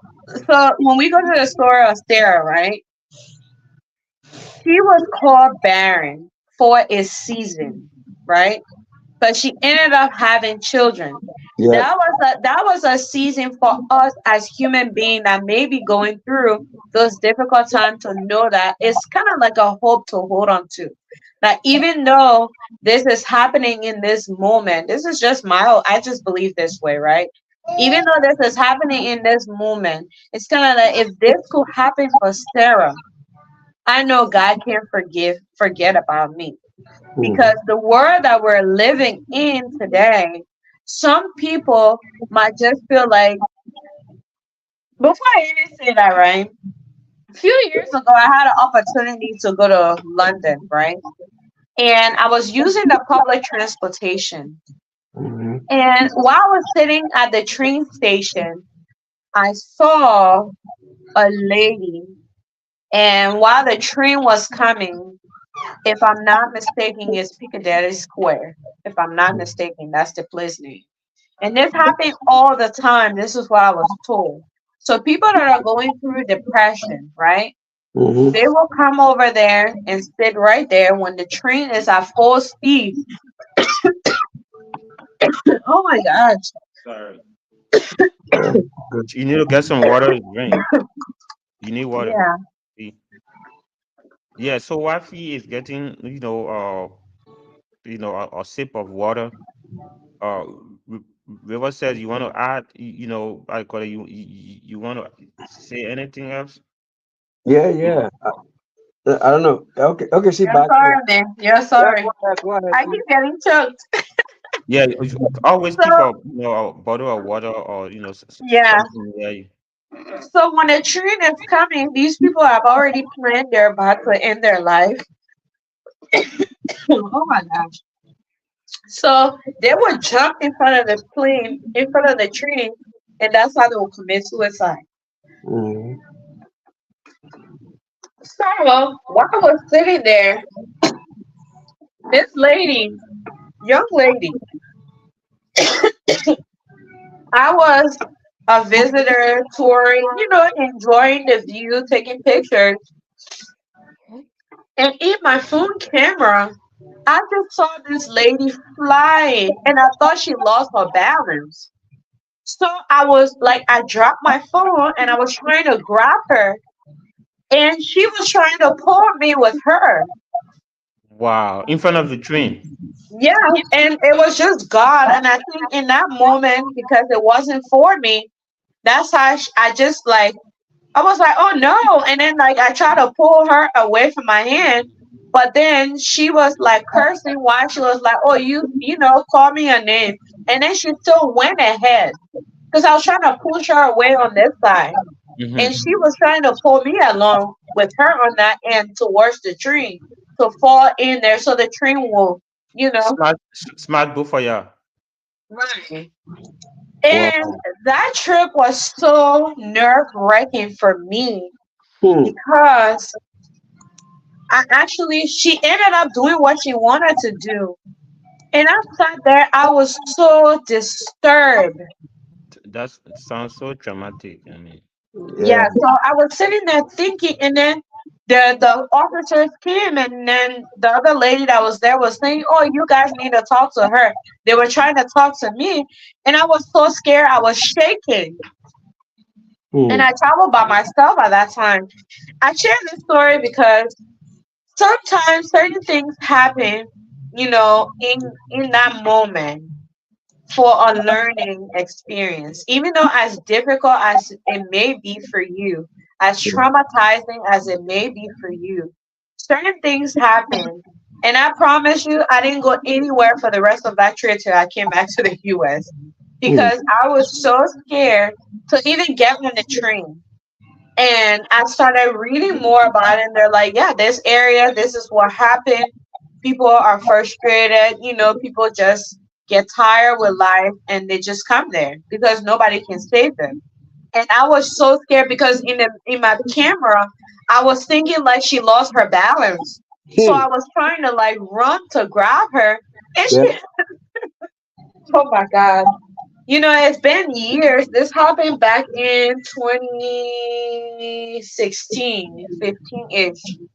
Wow. And I was so scared, and I said, I'm never coming back here again because, but I just share this because, some people were born for certain reasons, for us to learn from them. And I feel like God doesn't make mistakes for certain things. Sometimes that's an eye opening for you. Sometimes, as difficult as they can be, I know people are gonna like, oh, God don't create bad situation for us. And I believe that God don't create bad situation for us. But I feel like situations that happen are meant to build us as Christians to see how strong our faith is. And also, God's not going to bring Jesus again to judge us. He's going to use you and me to judge us during that time. So if I'm saying, God, I couldn't have children, but I couldn't stay in my marriage and I divorced, and God's gonna ask you, and this is what I always think about, guys. I'm just kind of like thinking out of the box. I'm Mhm. just thinking like, so if God's gonna use you to judge me, and I said, the world was hard, I wanted to have children, and I'm just using it as an example, right? The Mhm. world was hard. I wanted to have children. She couldn't have children. She went through this, and I just had to have children, and I went somewhere else. And we've seen these cases where a man was think in our society now, based on our society, the African culture, right? As much as Jamie, you can say there are things in place, we can go get tested and things like that. Our culture, we just believe, focus that God is gonna create this miracle and it's gonna happen. And we don't take those steps. Maybe we that are in the US, we can do that, but you also have to know that it's costly. Not everybody has the funds to actually do that before getting married. And I'm not saying that they shouldn't, but I just think that some people are built for certain things. And sometimes, as much as I believe that, if for me, if I was in a situation, and let's just say my husband was the one who can't have children, because I know we've been focused on women, men can be barren too, right? So Yep. if it was that situation that he can't have kids, and I knew this, or it's something that just popped up in our relationship, I would stay. The reason for that is because I signed up for this. I signed up for everything that comes along. But not something that was prior that you knew Yes, beforehand, yes. right? If you knew beforehand, I feel like you deceived me because I was innocent in this. And you knew what I wanted and you knew this is what I came for. So in that case, I have to evaluate myself and make that decision. But in the relationship where this happened, and it's like automatically, maybe he wasn't aware he had it in his family history because we Africans, we don't even check for that, you know, and now we find out. I can sympathize with that and try to figure out what's our next step. That's it. But in a case where it's like, oh, you find out and I don't know, it will be tough for me to break the relationship because I would want to be by yourself as a human being. Yeah, so here is the thing, Fee. If I knew I have an issue of infertility Mm. and we met and we're talking about getting married, do you think I should tell you what my issue is, what my problem is, Yes, that's huge. but my failure not to tell you, and we go into marriage, and later you discover that I knew of this and they didn't tell you? That's double betrayal. That's double betrayal. I'm out. And What and else are you hiding from me? are you saying that with your ambition or your desire of having kid, and being aware that I would not be able to do that? I know there are other there are other options that we could use,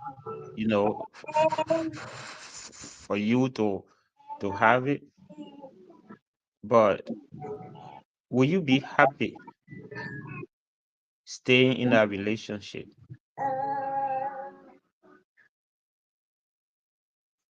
I think, Go ahead. I think,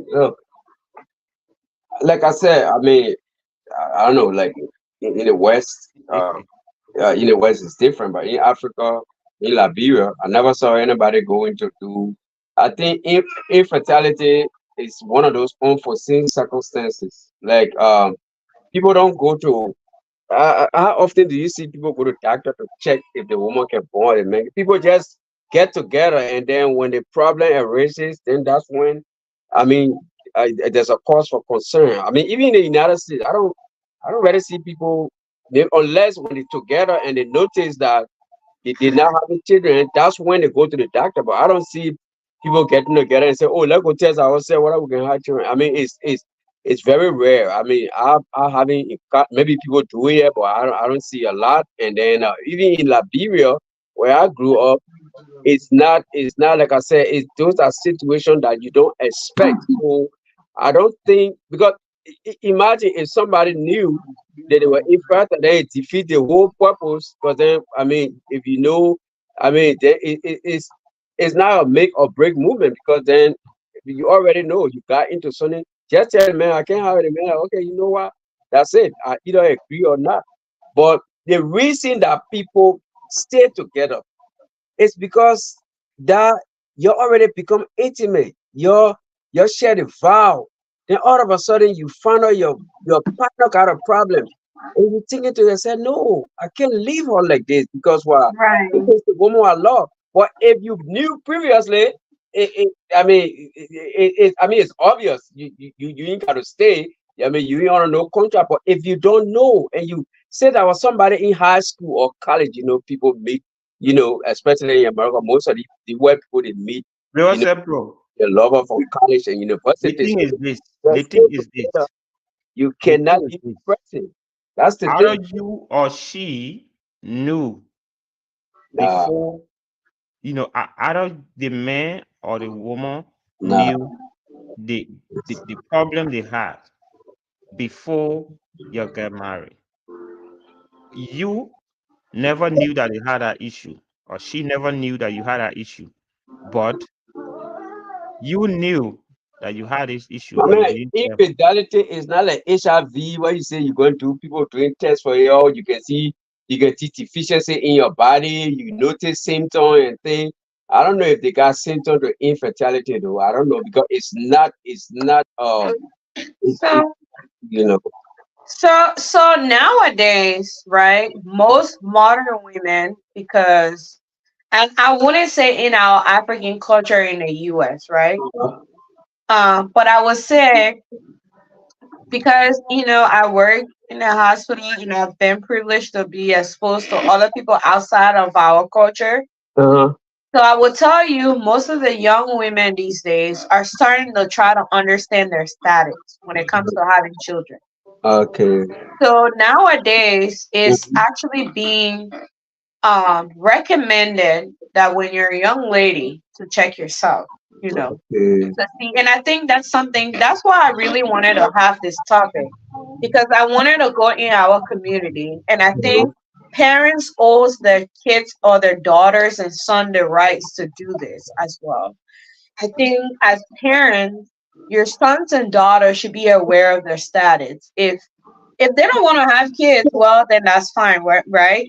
But eventually, if you know that you want to have children, Mm-hmm. your health insurance can check, like they can cover. Like for me, I knew I wanted to, but because I was exposed to the type of culture that, the environment that I was in, I was Mm-hmm. able to go to my doctor when I do my yearly, check myself, make sure I'm okay, check my egg counts. Because as a young lady, you're born with all your eggs. As you grow up, your eggs are dying.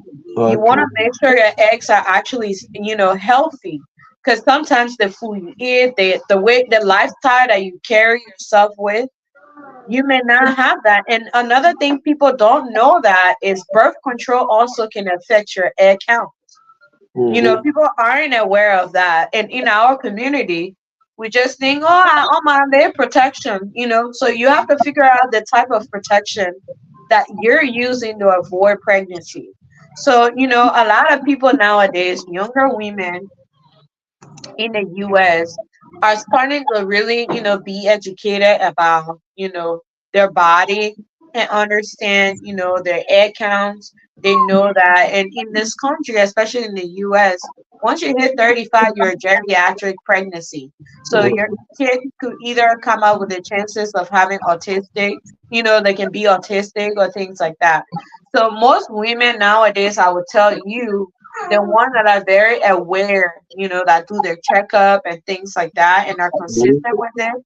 When you go to your doctor, that's something your doctor asked you. My doctor asked me, I don't know what doctor people have, but my doctor asked me when I hit the age of 25. That's what really made me concerned, and I wanted to ask and, figure it out and find out. But I would really urge Mm-hmm. family, parents to really, communicate because you don't know the food we're eating is really affecting everybody nowadays. Yep. We're not eating natural things anymore. Everything is, being processed. So all of that can come from that too. I'm not a doctor or anything, disclaimer. I'm not a fertility doctor or anything like that, but I do know based on things I've read and people I've spoken to, and I have friends that are also doctors as well. When you talk to them, more people are getting aware now that they need to check their egg counts because sometimes your eggs may not be healthy, and sometimes too men they might not have the sperm counts and they might not be healthy as well. Yep. So I think it's better for parents to really, educate their kids about Mm-hmm. that if your desire is to have children, even though we all know, yeah, it's a privilege, but you also want to take precaution of things that could actually assist in, boosting that process of it as well. Okay. True. Yeah. True. Yeah. Yeah, Yeah. but So God, the show been long, so Yeah. Mhm. tomorrow we all got work right back to the Yeah. hustle and bustle. Yep. But right. it was really nice having you on though, River Says Pro. I really enjoy you coming on. Finally can put the face with the comments. Okay. Yeah. Thank you very much for having me. It was great conversation and Yeah. yeah, yeah. Anytime. Anytime. Thank you so much. Yeah. Do you have any parting statement you would like to give, like closing statement for the Yeah. show for tonight? Yeah. Like I said, thank you very much. And I like your show. Like usually I don't see the notification coming up, but your topics sometimes we want to get out of politics. These are social issues. These are issues that affect our day-to-day lives, like Right. infertility, divorce, separation, single motherhood, and all those things. So these are topics that, and I'm doing, I've been studying like, a social worker as a Yeah. social worker. So these are topics because I encounter these kind of stuff in my lesson, in my exam and other things. So, it's fascinating that I can really discuss it in real life with you Right. guys, and it helps my study too, and it helps my insight. That these things can be discussed, and then we all can find solution to these societal problem because where as we speak, there are people going through it right now in Africa Yeah. and all the world. So if they're watching, whatever we put out there, they are listening, and hopefully, it helps their situation. So thank you for having me. A great show, and every weekend I will try my best. If I start getting a notice, I can see, if you don't have your full squad on, like today, I can sneak in, chip in a little bit. But yeah, yeah, thank you for having me. Thank you so much. You're always welcome. Even if we got our full people here, you're welcome anytime. Okay, thank you. Awesome. Uh, So, Jimmy, what's your parting statement? So thank you very much, Fee, and thank you to River Says Pro Yeah. You also being very aggressive in the comments section. And tonight, having him on here is, it was fun, Yeah. entertaining and educative.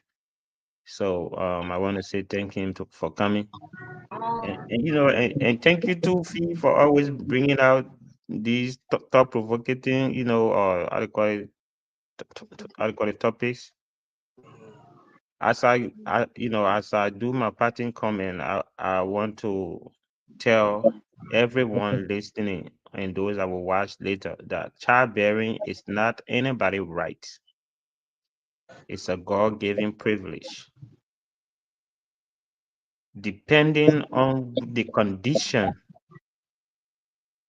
it could serve as a reason for divorce, depending on the condition,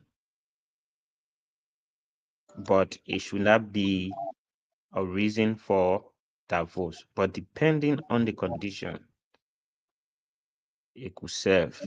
Like in the instance of having, infidelity issue and going through multiple abortions that have caused you not to bear, not to conceive anymore. Maybe your womb was taken off and you didn't tell your partner about it after marriage, and then the partner found out that this is the case.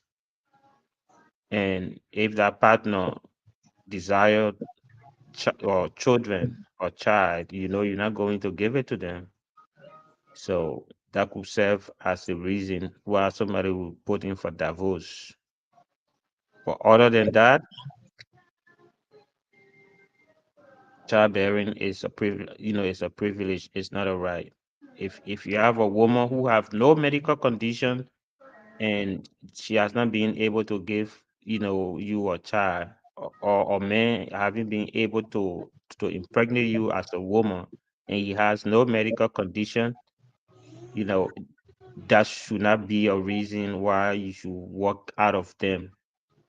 Stay in, work it out. There are other options that you people can explore, especially if you are in the Western world or wherever you are. There are other options that people can explore. Work with a person because it's almost like this person, the person weakness, and you can't walk out of them because of their weakness. Help them, how ask them how you can be of a help to see if the problem can be solved. So other than that, I want to say thank you again, Fee, for having me on. Even though I came up late, today is Sunday and we had a lot of activities going on. Right. um so and then I actually got stuck in a traffic that Oh really. man, I hate those ones. Yeah, I got stuck in between and a light and accident. The accident happened at the light, and I was already in the middle of the traffic. No way to go back, no way to go front. So we just have to wait there for the police, the fire service. Everybody got to come and do everything before they clear the road, and then Oh my God. Yeah, Friday I almost got caught in that, but the moment I saw the guy hit the other one, I just went the other way. yeah, But yeah, I'm glad you made it home safely though. yeah. I mean, it was a really bad accident, but Oh, well, I I'm not hope that person is okay. I'm not sure there was a loss of life, but I'm sure there was some injury, either Mm. major or minor. But yeah, Right. yeah. But Well, thank you thank for you the guys show. so much. Thank you so much for always coming on, sharing um your thoughts and opinions on these. And I myself, I'm learning a lot. That's why I really like doing this show. Because as I hear from everybody else, it just remind me of myself. Even though there are some situations I haven't been in, but you never know what situation life's gonna land you in, Yeah, right? true. So it's Mm, good to always, hear from other people. And also, I just feel like our Liberian community, we have everything, but we don't have things that we talk about real life situation. So sometimes, it's difficult to get topics, but sometimes I really want it to be kind of like real life that we all can kind of just sit and think about it. So, of course, to our audience that are watching and those in the comment section, we'll really appreciate you guys if you guys can send us some topics if you have topics, things that are very interesting to you that you will want to talk about. But definitely, I wanted to talk about this because I know a lot of people are going through this. And one thing I would say is that know the partner that you're with. And if you don't know your partner, that means you're willing to share something. I think every day when you're in a relationship, you should want to learn something new about the person that you're with because through conversation and things like that, you can build comfort. Maybe someone that you're with right now, you're deciding to get married to, they probably want to tell you that when they were younger, God forbid, they probably went through an abortion or, had to do certain things because, some people have been raped, and they don't want to continuously go through that and have those type of things. So those are situations that could happen. So I think when you're with a partner, that should be someone that you're able to actually, share those deep concern with. And if you're not able to, then for me, I would think that's something you really have to think about because life is gonna throw you a lot of curveballs and you're gonna need someone to talk to. And I think I can't stay here and tell people to like, do certain things, but I think you should think about if you were in that situation, what would you want somebody to do for you, So that's how I always think people should feel. And if you feel like whatever it is that if you are in that situation, you want the other person to do that, then you make your decision from there. But definitely, it's been a really great show. Really appreciate you guys. Thank you all for watching. Thank you, River Sis Bro. Those questions Okay. really got the conversation going. I really appreciate it. Yeah. And I'm glad I was able to get you on the show tonight. Thank you very much. Thank you for Thank having you so much. And hopefully, we'll see you guys next week. Guys, next Saturday is my birthday. me. Oh, happy So, happy pre-birthday again, and Fido. thank you. I will Don't keep forget, telling you know me, I will keep repeating that my birthday is like a whole holiday for me. see, don't forget to call Andrew. He sounded emotional. Yeah, I'm gonna call Andrew later, Yeah, right after the show. Yeah, yeah. we spoke earlier on, but And I'll call him back. I, Okay. I'm I'm still waiting for my call since last night. Okay, I'll call you. Okay, then. All Okay, right, people. But yeah, okay. thank you guys so much. Thank you, River Fest Bro. Have a good night. You too. Um, but yeah, guys, a lot of people sent me their I got I think about three charity that was sent to me for my birthday. Again, I'm gonna repeat it. I know this video is long. A lot of people will not watch it to the end, but I'm gonna create a video tomorrow morning. You guys, I'm gonna need you to help me help a charity for my birthday. So I will post my Cash App, even if it's $1, $2. I will add Sure, money to it and I'll send it to whatever charity that I choose from the bucket, you know. sure, sure, And sure, the other sure. ones, the other charity that people will send to me, maybe I will keep those names. Maybe as the year goes on, I will do my own little personal donation or whatever the show decides to do with it. But I definitely want a charity. It's something I've been praying about, and I was like, yeah, if I should do it, if I should do it, if I should do it. And finally, my heart have led me to do it. So I always have to be felt led to do things. So finally, I felt like, yeah, I know it's like last minute, but it really finally like hit me. Okay, maybe I should do that for my birthday. So I would love to do that for my birthday. I will post my Cash App. I will not cash up. I will not cash it out. I'll show you guys total that I collect. and then I'll add money on it and send it to the charity. So, um, my birthday coming up. I'm gonna repeat it again. Okay. Bye. All right. Thank you so much, Jimmy. I appreciate it. Have a great week, and I'll talk to you outside of here. Bye. All Bye. right. Bye. All right, guys. Have a great night. See you and have a blessed week. Happy, happy, happy new week.